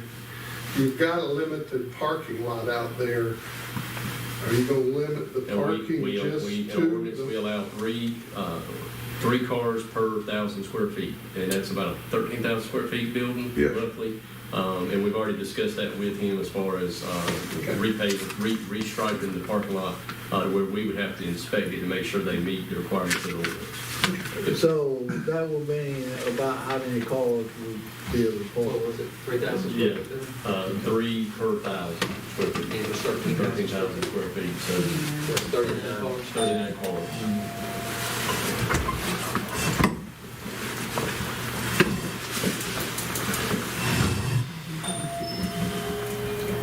So, let me ask a question. So, doing a normal auction, about how many people normally attend the, because now some of the ones that I've seen that they have way more than 39 people there. Yeah, Yeah. I sure hope we do. Yeah. Especially if I'm selling your stuff. You want all the money you can get. You know, our small auction would be 100, 150 people. Wow. We have a lot of Facebook followers and a lot of people that just, we've been fortunate. They like the way that we do business because we do it the straight way, the only way to do it. And wherever we go, they'll go. So, go ahead. This is about 2 auctions a month, is what you anticipate? Yes, sir, 2 live. Okay. Now there'll be some, my wife has done some online auctions where they set up stuff in the shop, take pictures, put it online, then run it for like 7 days, whatever. Then the weekend, people come pick it up at allotted times, you know, to pick up everything. And one of the things you just mentioned was brought up about parking. And you're saying you hope you have that many or more. What's your intent if you have overflow? Mr. Weeks said we could use either one of those lots for overflow parking. But that's not part of this parking. It's a grass lot. I got to keep it up. What's it gonna hurt if you pull over there and park on it? You got tractor and trailers parking on it now. In the parking lot. They own part of the grass. Yeah.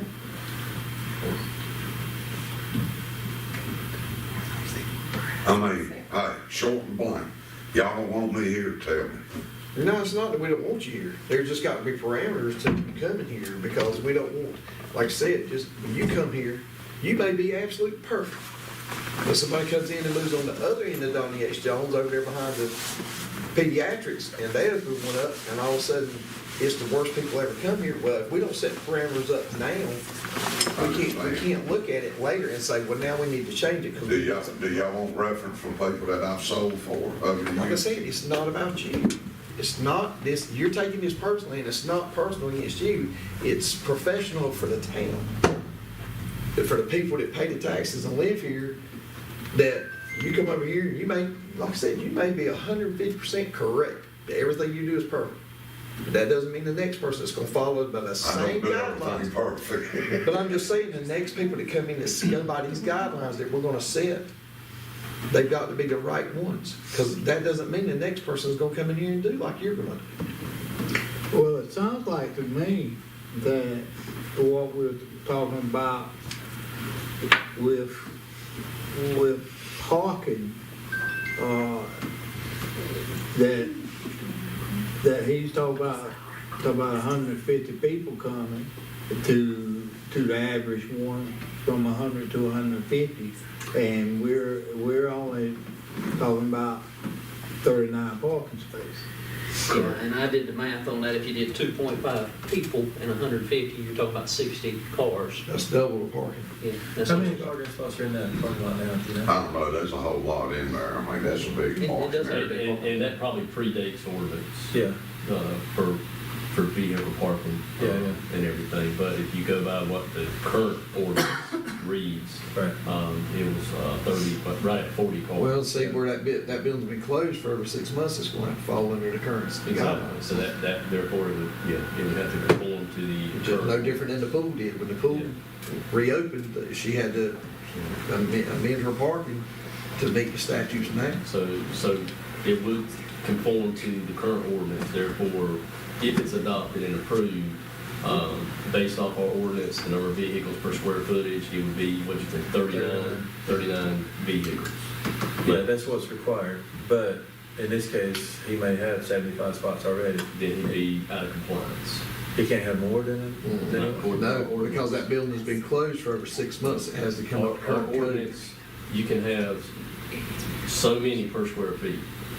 I And thought so, it was a minimum. for the parking, Yeah. no, the requirements, anything.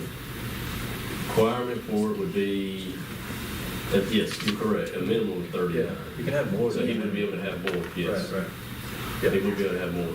But the minimum is 39. Yeah. But they would all have to be on this particular property. Right.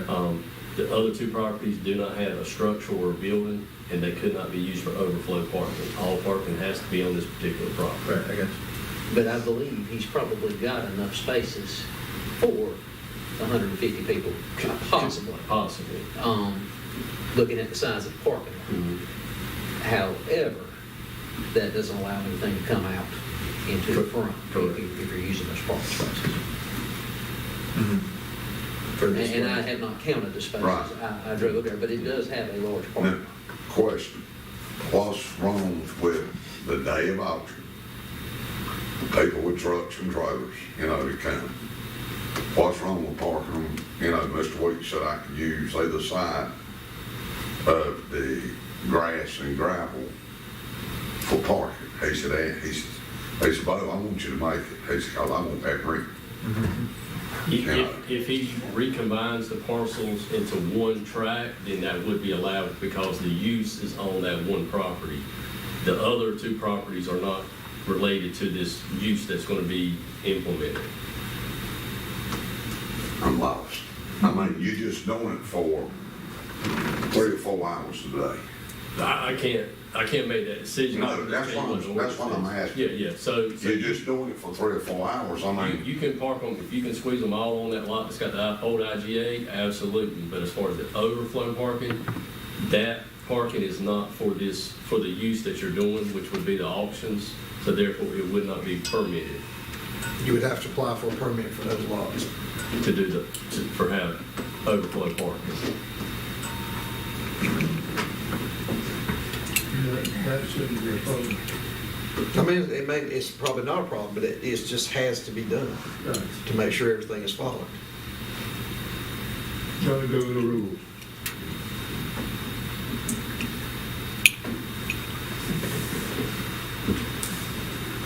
all right, thank you. Thank you.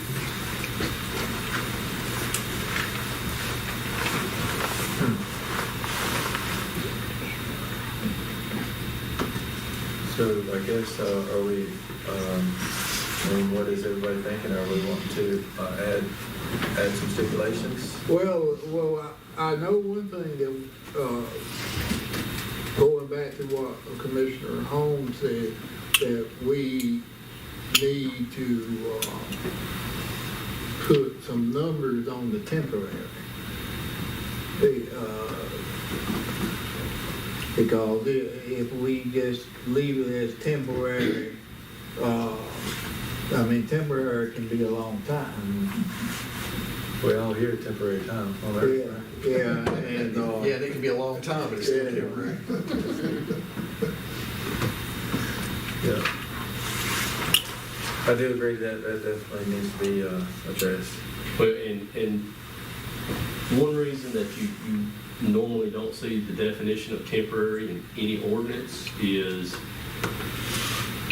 we don't have the time to go and inspect every day when something gets there and how long it's going to stay there. If you say 60 days and we don't know when tractor A gets there and if it's been there 60 days or 6 months.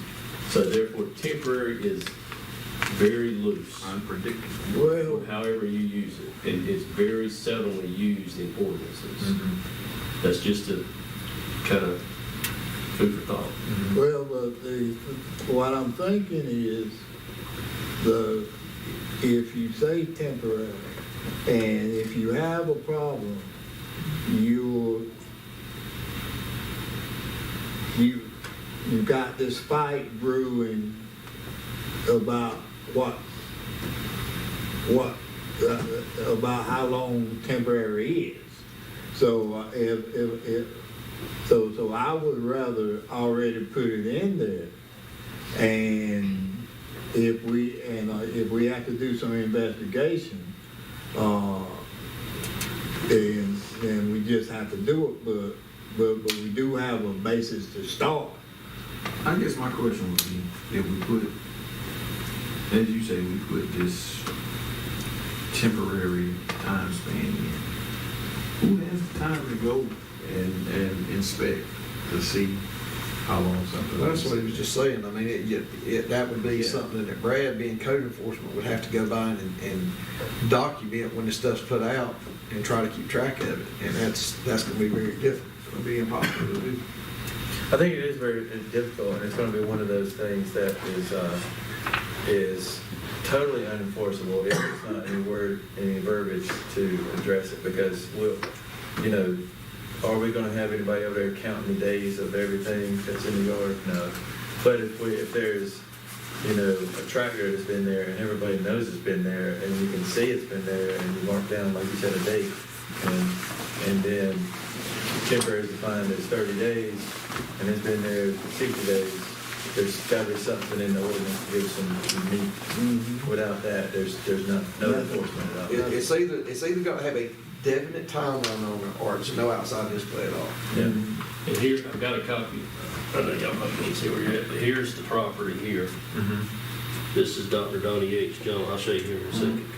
Now, that's the building, so you see that there's plenty of room on the side. Right. So it'll include all this? Everything in this box. Okay. Hold on a second. Is that not the Food Line parking lot? I think that line runs right down this property here. I think it's that right corner here. piece. There's a stake sits right here, and a stake right there. I don't think there's a lot of property on the right side of that building. I think that's considered that other lot. It's probably, There's a loading dock on, standing in front of it, looking to the right. Yeah. On the back end. On the Food Line side, Yeah. there is a big loading dock you can back tractor trailers down in to unload. Well, I'll just say this, and trying to stay focused on auction houses in general and not this particular one, and like we're trying to do. As a young boy, I remember coming to Princeton to an auction with my uncle. It was at where A.B. Tobin is now. I don't know if anybody's old enough to remember that, but I was a little kid. And they had the auction house right there. And I thought it was the neatest thing ever to see what was going on. I was probably 8 or 9. But I think we can sum it up, we're all worried about appearance. And if everything could be behind some sort of a privacy fence, except for maybe day of auction stuff gets pulled out, but anything overnight beyond that, if we could have any kind of wording that enforce that, then I think we can move forward. I don't think anybody's against auction houses by nature. I just think we just want to make sure the interest to our town stays very, nice looking. And so, and that's not whether or not it's even in this location or like if we're talking about another location. I just don't want stuff stored outside. There's the correct one right there, so. Okay. So it is a little tighter. Yeah. So showing those green lines right there, it is basically the parking lot. with the paper. Pretty much with the pavement, yeah. That's why I say that loading dock is actually outside of that lot. Oh, it is a,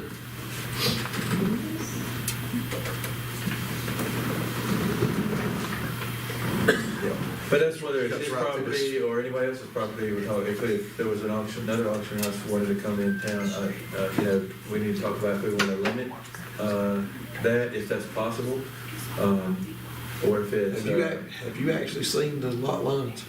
Huh? Do you actually know where the lot lines are? That lot line runs right through the center of that loading dock. What he told me, that he was renting me to the end of the loading dock so I could back trucks up there if I need to. And that's what he told me. He said to the end. Yeah. Well, see, that's gonna cover that second lot. Because in order for you to back a truck into that loading dock, You're gonna have to go in that you're gonna be second all the way in that lot. So that's gonna be an issue. I mean, you saw it. Thank you. So he had to see that by that, there's no side storage. It's basically where the asphalt is on each side. Yeah.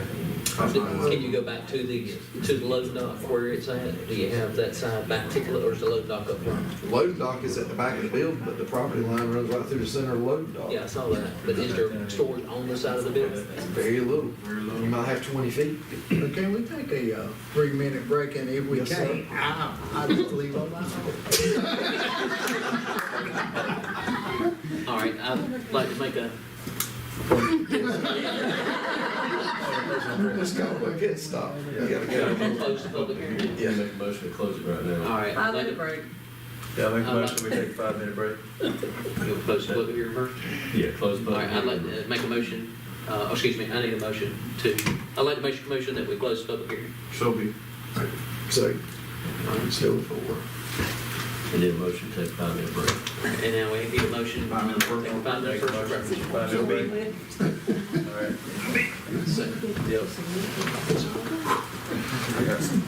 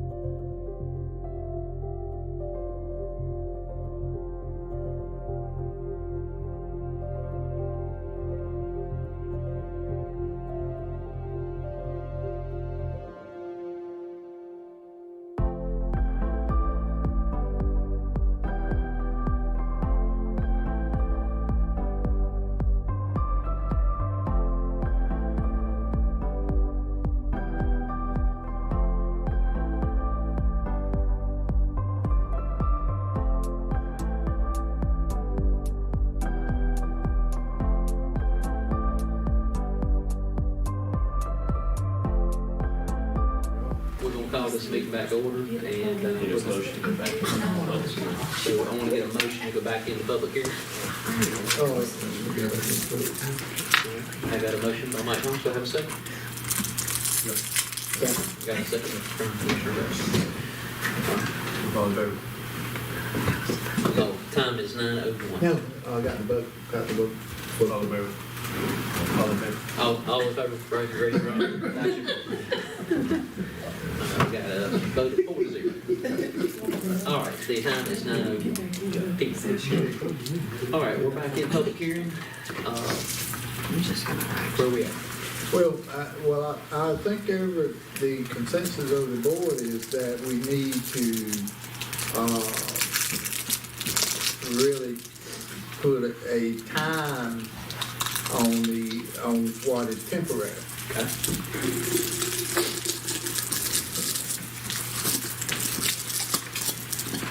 Is that something this board is gonna do, or is that something we're sending it back? No, I think we will. Mr. Langston, what's fair in this passage and for a term like this? 30, 40 days. Okay.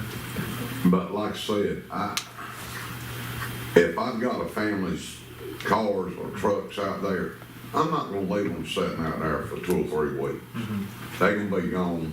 I'll send them to my house or where there's somebody there 24/7. I'm not gonna leave them sitting out there the whole time. When you give me your stuff, you entrust it to me, and I protect it. It's like it's mine, and it is, because if it don't sell, I don't get paid.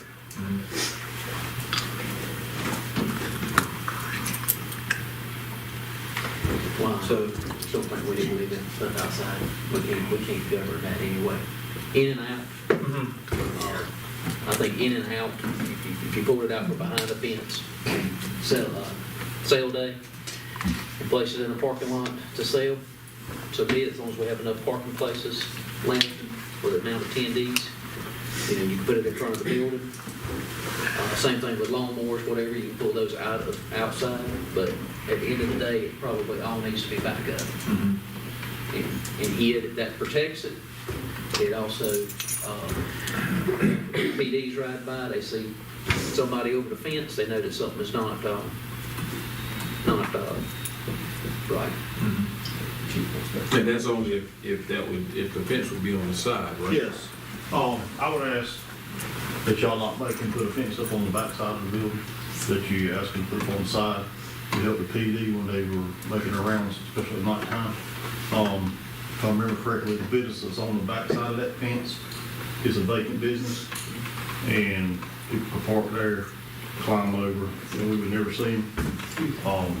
If you had a fence up on the side, that still allows the officers to get around the building and around the fence to make sure nothing's being cut for people to get inside the fences. Just help the officers whenever they're patrolling. Mr. Langston, would that work for you? Yes, sir.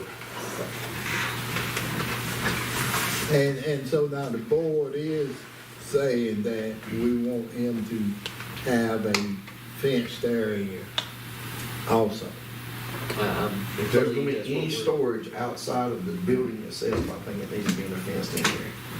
And are we saying storage is in overnight storage or day, like what about day of auction? Is that okay? Day of auction, now, I don't see a problem with it being brought out, to be displayed, Yeah, but at the end of the auction, it needs to be put back up. right. We don't need to go by there at 12 o'clock at night and there's stuff still parked out there in the parking lot. Right, right. I agree with you. Yeah. Does anybody, I mean, I think we're working, yeah. Ask the question. What if I was storing that? Don't have to have a fence, correct? Correct. Okay. Yeah, as long as nothing's on site outside. Yeah, you wouldn't have. After I leave that night. Yeah, if you brought it all in the day of auction and kept it on that property and had enough parking places, I don't see where there would be a problem with that. Yeah. And if you see that that's going to create a problem with the parking, you're going to have to come back and apply for a special use permit on the other lots to be able to use them for parking.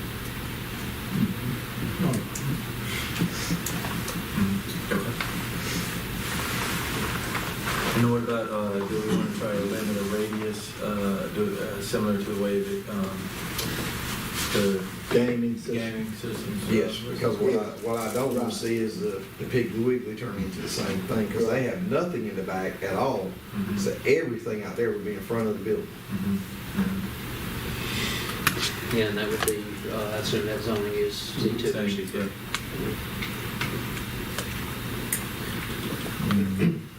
All right, so we've got a few additions. Privacy fence, 6 feet tall, for any overnight storage. Items can be brought out front day of auction. And we want to limit to it's a 1 mile radius. Is that what we're looking at? Is that's what the gaming ordinance said? Yeah. Basically means he won't have no competition. Yeah, that's kind of. So just to clarify, no light facility within 1 mile of the current facility. That's what I'm asking. Yeah, that's what I was asking everybody to clarify. Is that, I guess, and that does extend into the ETJ, so there could be potentially somebody out And on that side of the ETJ. that And the could other one potentially- that you referenced does include churches and schools. Cannot be within 1 mile of church or school too. Mhm. Okay. I don't know that. I don't think you can do that. Yeah. I don't think that building's got a mile between the nearest church. There's a lot of churches. Yeah. Yeah. I mean, as soon as you get Pearl Street turn, or Pine, either one, I mean, you got churches all over. You got one right there on Second. But that would prohibit another one. I mean, if they, I'm just saying, if they did one there and they come this way 1 mile, then they would be able to do one on one end of town, one on the other, if it's a mile, what I was saying. Mhm. I thought you were referencing you couldn't have one within a mile of the church. I mean, That's how you the couldn't other have one. ordinance is written. No, that's a different type of business there. Yeah, I don't think that really applies. So now, are we sure that it doesn't apply? I mean, without actually looking at the ordinance? No, it's in effect for the other business Right. that we're talking about. It's an option for this one. But what I'm asking is that we made it part of the other ordinance, but is this building, closely related into, structure or what it actually does that would fall into? I don't think so, because that ordinance was designed specifically for gaming. And Okay. this is something totally different. So I don't think that ordinance But I would think apply. what you say, just that the miles should cover it. Okay. Just a mile. All right. And was there anything else that we were talking about? I think that was it.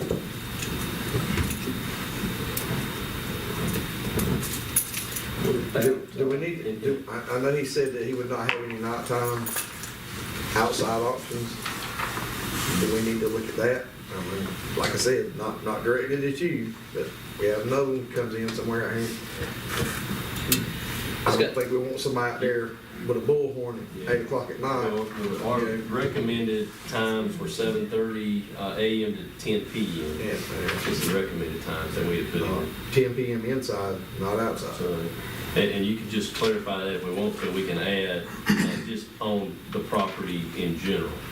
Yeah, I Which would cover think inside and outside. after about 5, 6 o'clock in the afternoon, you don't need anything going on outside, because you don't want them out there. Like I said, the last thing I want to do is be sitting in my house and listen to an auction.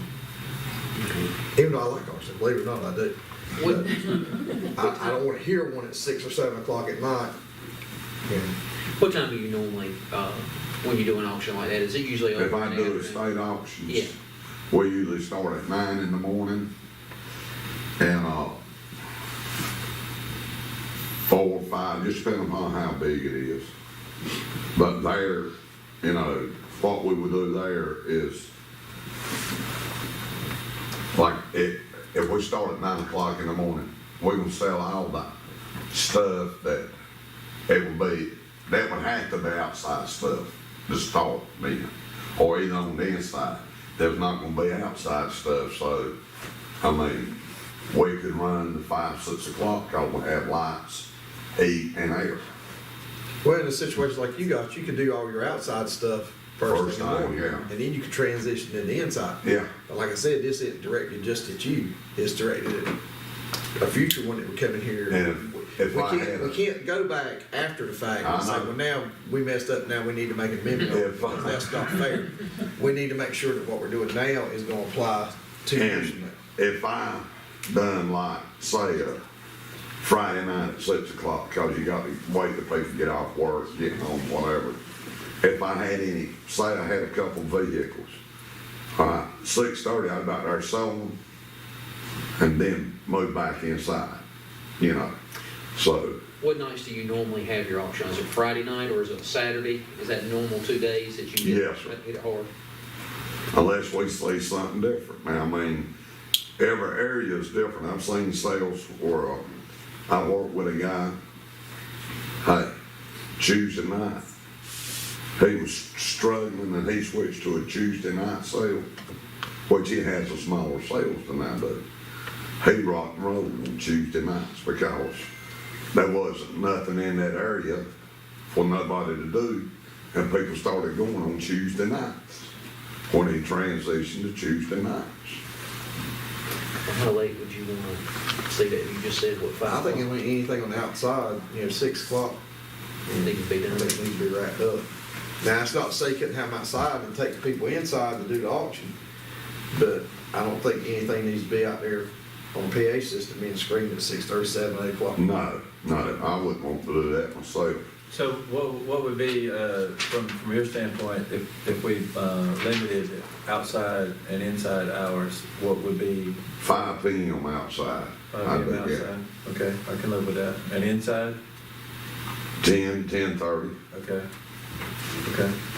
Because, see, you're not gonna affect nothing around. Right. The only thing you are gonna affect, hopefully when they leave, they can stop at Bojangles, Yeah. Hardee's, and Right. Then you better cut it off about 9:30, because at 10 o'clock, you ain't eating nowhere.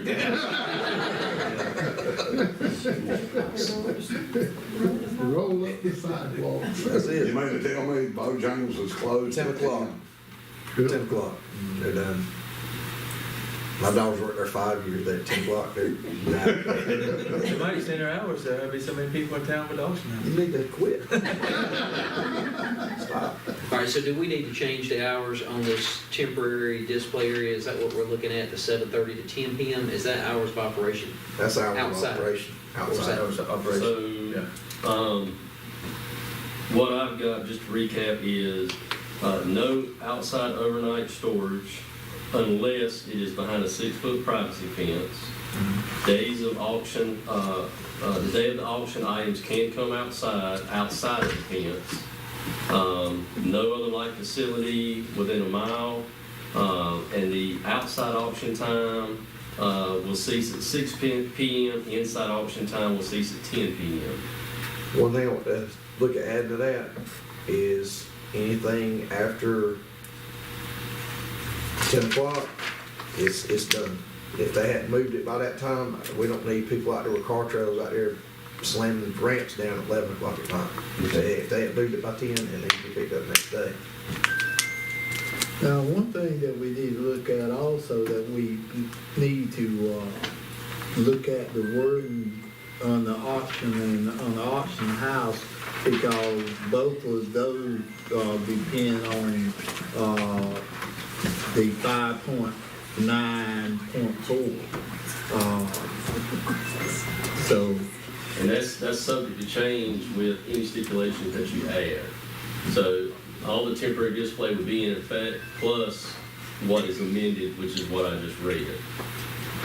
So it would actually be more strict. So now, but what I was asking, what is the wording going to be? For the temporary display. Well, Right. So what I've got for the temporary display is, the day of the auction, the storage can come outside the fence, but other than that, it has to be off the property or inside the fence. Now, as far as how long an item can sit there, that has not been determined yet. Yeah, that's the only thing we have to determine if we want to define temporary. He says 30 to 45 days. I think 45 days is a gracious thing. And what but do you that- mean sit there? You talking about sitting out in front of the building? No, I guess that's what we're talking about, 'cause It would sit on site, on site. behind the fence, when the auction was not going on.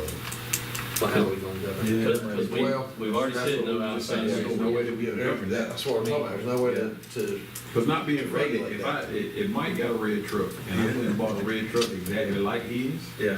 he picked his up, and then I took mine and parked mine right in the same spot. You do not know, Right. you know, if that's the same red truck, unless you just go and look and say, okay, well, that's Keith's truck, or that's Mike's truck. Well, So we you don't keep, have, we don't have time to chase. yeah, you, Yeah, I'm okay with this. Yeah, as long as this things are hid or behind the fence, only brought out or in the building, then that's probably all we need. And it needs to be picked up that night, but you're saying before 10 p.m. Yep. And you said left to the next day, but that would be The a next day, problem. if it's got to be left, it's got to be put back in the fence. It cannot be Okay. left outside. There'll be no storage outside of the fence at all.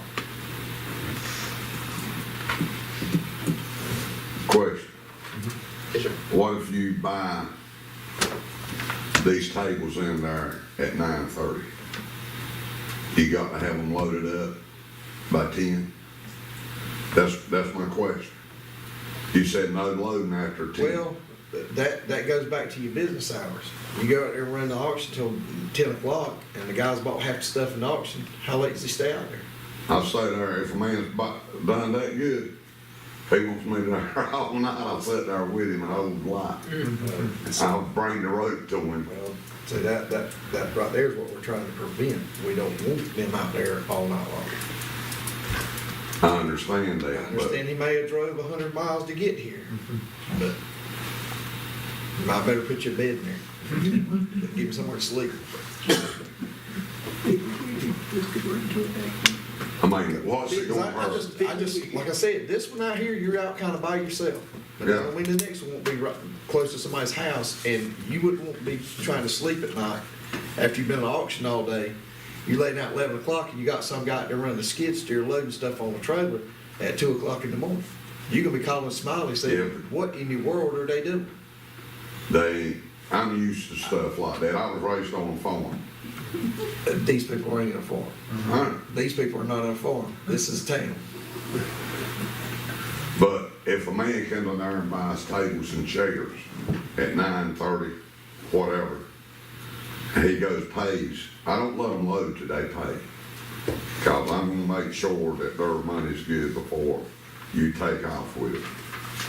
All right, and the man wants to load, he ain't out there running a skid steer. Loading. Y'all chime in? What do you think? he might not need to let him pay until the next day. Like I say, I mean, if it's stuff that can be hand loaded, I guess really depending on what it is to be loaded. but there again, who's gonna be out there policing? Yeah, and that's, it all gets fuzzy and gray. Yeah, well, I might be wrong, but how often are we running into this situation? It can't be that often. No. So you can make accommodations. Yeah. Likely for whatever. So if we set the rule at 10 p.m., you can work around that, right? All right. And that was the time, right, 10 p.m.? Yeah, that's what's in here is 10 p.m. Yeah. And so that's hours of operation. So that would be him having an inside auction running at 10 p.m. At 10 p.m., it pretty much just shuts down. Then they'll finish up the next day.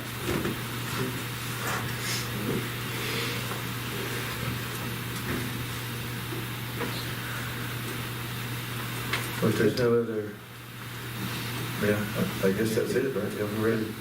We've got our pieces. And you want to recap it?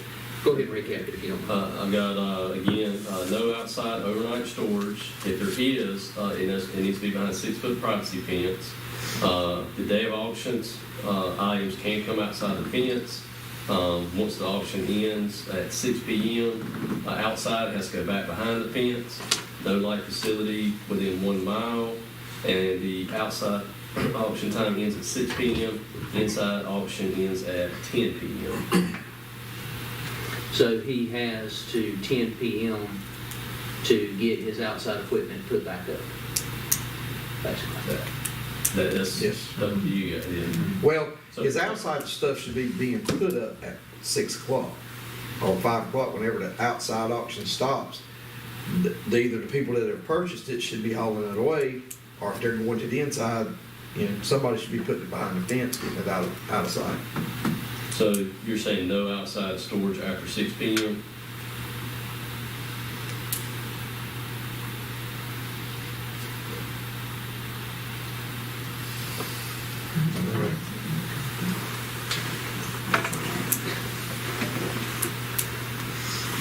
I guess it can be left out there till 10, but at 10 o'clock it needs to be gone. Yeah, don't put it up. In other words, when we ride by after hours, it 10 should be o'clock clear. there should be left out a lot of cars that are. Let it get time to warm up.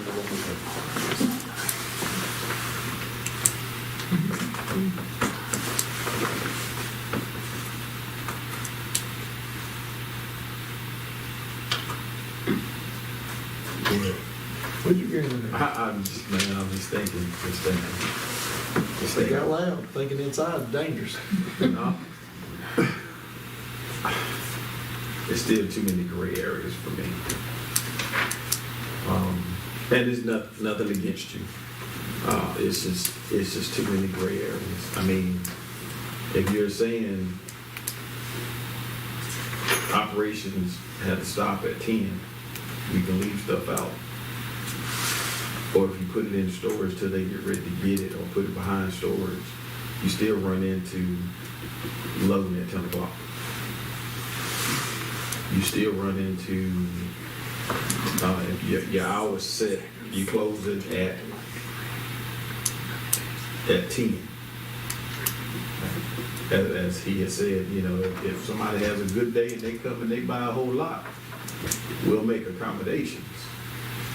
But who's to say that the next person or the next business that comes in under this same umbrella says, well, we have a good business every day, and they run into But what they're saying at 10, after 10 is equipment stuff. People that bought equipment that day, when they get their equipment bought and paid for, they gonna get it loaded. So when they get through, if they want to buy any smiles, first thing they're looking is waiting on. I've done enough equipment sales from Kentucky to Florida through North Carolina. I've sold enough equipment to know that, hey, they buy this equipment. As soon as they buy it, they'll start having somebody with them that loading it, or that they'll count how many pieces it is to the next time. They'll go work on loading it till you get to the next time. Even up in Kentucky, I've sold in, to be honest, people at the sale. They'd be like a group of them, 2 of them would be buying, and when that 2 bought, the other ones would be pushing it somewhere to get it loaded. So when the sale was over, they could hit the road.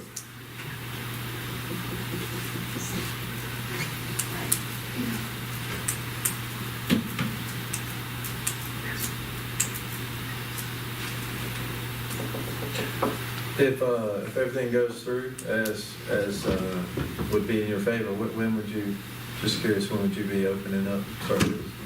Probably January, cause my boss, which is my wife, has informed me that inside the building, Chief's been in there and he's seen how it's different color, beige, yellow, whatever. She said, that ain't gonna happen. I said, well, that's extra money. That ain't gonna happen. So I've got to start, doing stuff like that, get the light switch over, get the water and stuff, you know, all that turned on and, Well, and also, if this all gets approved, the fence will have to be put up before you get a CO for the building. do what? The fence for the outside will have to be put up before you get a CO for the building. Well, just like Mr. King said, if I don't store nothing on the outside, I ain't gonna have the fence. That's a if. Right now, I don't see storing nothing on the outside.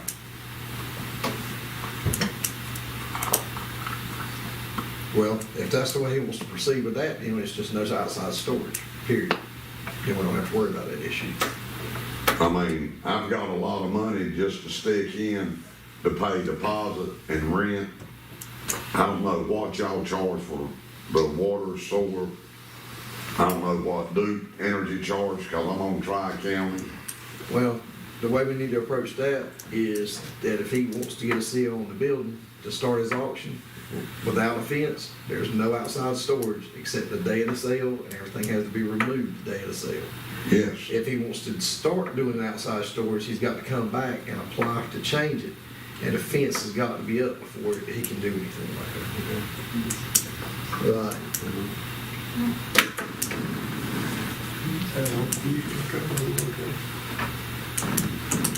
You got that?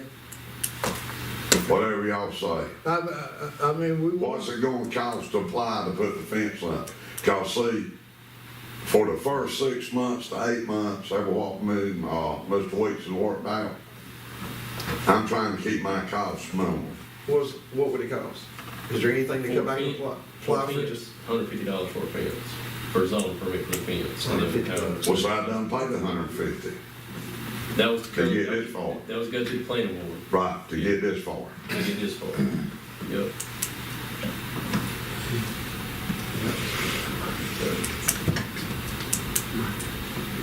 Cause Cedars Fence Company loves their fence. Oh, I know, I have. I have one too, so they love it. All right, so we, go ahead. You added that I did. to that? Mhm. And so what did we end up with the time in as the final time, or do you want to reread it? Okay, so, there will be no outside storage at all, except for the day of the sale. Just for clarification of that, what is the time that will start? Is 7:30? That's what we have. And Whatever's on there, end at 7:30 to 6 p.m., 10, I correct? think. 6 p.m. outside. 7:30, 6:30? All right. So 7:30 to 6:30? 6 is what you said. 6 6 is good outside, right? Yeah. Yes, sir. So 7:30 to 6 outside. Outside. Everything will be gone by. Auction, everything will be dropped off sometime by 7:30 and removed by 6 p.m., correct? Mm-hmm. That's the way we put it together. And the inside auction could last until 10. Until 10, correct, okay, got it. All right. Okay, I got another question. I want to say it passes. I got stuff I want to take in there. You know, start putting in there. One of y'all you call some team, come get my stuff. Put it in there to sale, your first sale. Have I got certain restrictions for getting merchandise in? Well, first thing, you got to get a CO from the county. Yeah, you're going first. I understand that, but what I'm saying, after everything, So what you would do is, if this gets approved as we've stated it, at that point, you would need to go to the county to do a change of tenant. And then they'll schedule an inspection on the building, and they'll let you know if it passes, what needs to be done. Once that's done, then you'll get a copy of a CO, then you'll bring that to us. Once we get that the building is safe, then at that point, you will apply for the zoning permit for the use, which is $150. again, It is, again, correct. And then you'll also have to, I think Brad and I discussed with you, the parking lot would need to be striped, just so we can confirm that you meet the minimum requirements and everything. I think those are the only things that we require. So, and then you would, water and sewer connection, and everything when you were ready for that. well, I won't never be in there in January. But does that answer your question, or are you asking more like? I'm what's your- asking, everything's approved. Uh-huh, I'm in there. right. All right.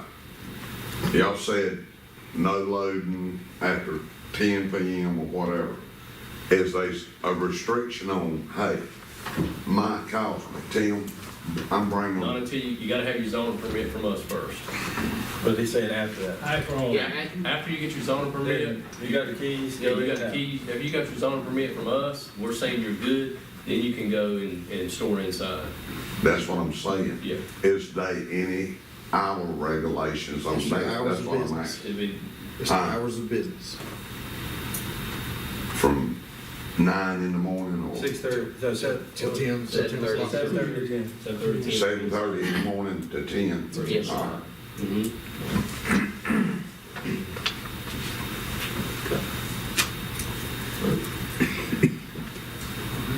If we're ready to close, we need to close our public. Close public hearing. If we're ready to close this public hearing, do I have a motion? There is. I'll say, I have a motion from Commissioner Martin and a second from Commissioner Holmes. All in favor, raise your right hand. All right, carries 4-0. The public hearing is closed. It is 9:32 p.m. All right, I'll remind you, there's no more discussion on this, no more questions, and we need to proceed with a vote. Do I have a motion to approve? You want to? I can, yeah, I'll recap it. Okay, recap. No outside overnight storage unless there is a 6-foot privacy fence. The day of the auction, there can be outside items that can be dropped off at 7:30 and must be removed by 6 p.m. No light facility within 1 mile of the current facility. Outside auction will cease at 6, inside will cease at 10. No outside storage will be allowed after 10 p.m. It must be stored or removed. And then I think the final was no outside storage unless it's the day of the event only, unless it's got a fence. unless it's got a fence. You got that? Okay. All right, that's a recap. So do I have a motion that we approve with those stipulations?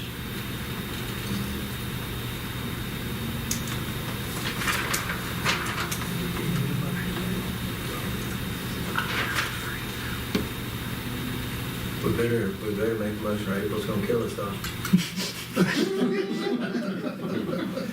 I'll make a motion that we pass the updated zoning definitions with the stipulations read by town administrator King. Do I have a second? Second. I have a motion by Commissioner Rose and a second by Commissioner Martin. All in favor, raise your right hand. All opposed? Okay. We have a vote of 3-1 with Commissioner Robinson being the one who did not pass.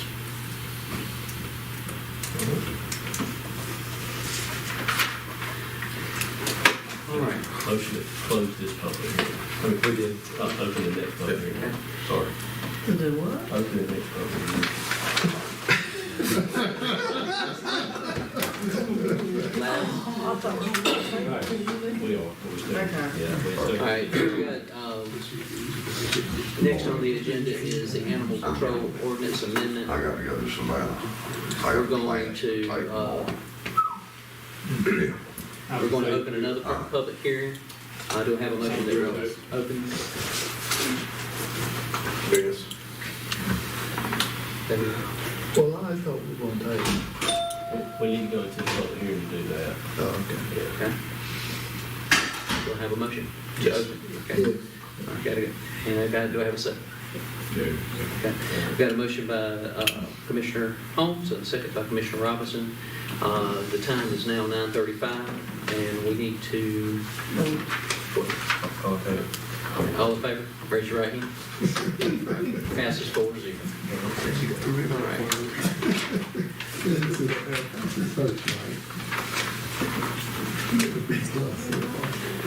Is this you? Yes, okay. Board, at this time, I'll be glad to review and discuss any of the animal control recommended ordinance amendments. However, at this time, I do feel like we need more time to review it, and I would offer this board to table this and resend it back to the planning board for review again and bring back in January. I second. Well, that's it. That was easy. Send it back, table it. I have a question. When we send it back, who goes back to them with all the changes? Is that something? It'll be Brad and myself. We'll go back with the recommended changes that were reviewed the other day with you and Brad. Okay. All right. Are we using other ordinances as a guide? Or? We are, again, the town attorney and Brad and myself have gone through and added a lot of information that we didn't have. That was a lot of information. Yeah. All right. I have a motion from Commissioner Robinson and a second from Commissioner Holmes. Is that correct? Yes. Let's see here. All in favor of closing the public hearing? Raise your right hand. It's 4-0. And the time is 9:37 p.m. All right. And next on the agenda is a report from Tina County. Only thing I have, Mayor, is a reminder of the upcoming holidays that town offices are closed December 25th, 26th, 27th, and January 1. The January meeting is January 8th. And we will have a community appreciation reception for Mayor Raines on December 14th from 2 to 4 at the community building, and that will be a floating reception. And then just to inform the board on update of the closed meeting we had last month on November 6th, I did speak to the town attorney, and he said that with the outcome of the election, the best interest for the town would be to just to drop that investigation and concern. Hey, let me add to that. You want to add to that too? You want me to? Yes. Also spoke to the CA, and it was more of an ethical issue than it was criminal. Yeah, actually, on the criminal, it actually wasn't criminal. It would have had to be if there was personnel records or something in personnel that was leaked, that the price did not meet the criteria, and they really couldn't see having the chief to investigate something that was not a crime, because we need to stay away from that. Thank you, sir. They have one more thing. I just wanted to say that the Christmas tree that we do have in town was donated by the Princeton Church of God, and the concrete pad that was poured to hold the tree and everything was donated by Haddock Enterprises in honor of Mr. Eddie's parents. So we thank them for that, and the church. And then I also want to let everybody know that Brian is the interim public works superintendent right now until we can find someone. We're still in that process. So, and he does a fantastic job. And what about the stuff for our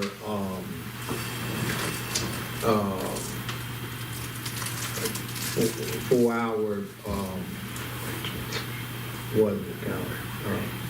The budget stuff. Audit. Yeah. That's next week. Okay. But we've got everything submitted and all, but they're coming on 11 and 12 Okay. To get the information, to take it. to do the audit. They've got all the information. Okay. Yeah, to do the audit. And it usually takes, what, 30, 45 days? To get a response back. Yeah, give or take 45 days. It just depends. They've been very busy too. So We should be, By February, we should be good. yeah, but like Mayor Raines said, stated earlier, we were roughly 50% in the general fund. I mean, so we're in good shape. It's just trying to get it all done. All right, next on the meeting is to adjourn. Have a motion to adjourn. Let me just say this before we adjourn. Job well done for those that put the tree lighting ceremony together. I thought it was really, really well put together. While I was there, I did a Facebook Live, and I had several hundred comments about how well it looked, and the tree was beautiful.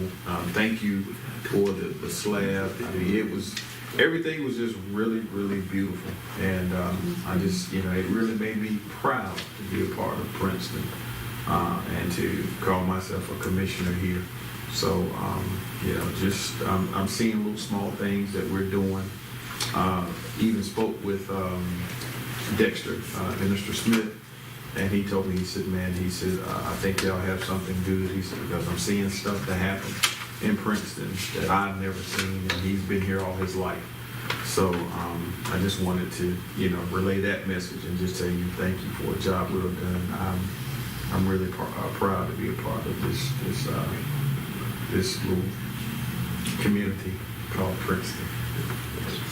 Thank you, Commissioner Robinson. Do I have a motion to adjourn? There is. Now third. And a fourth. All right.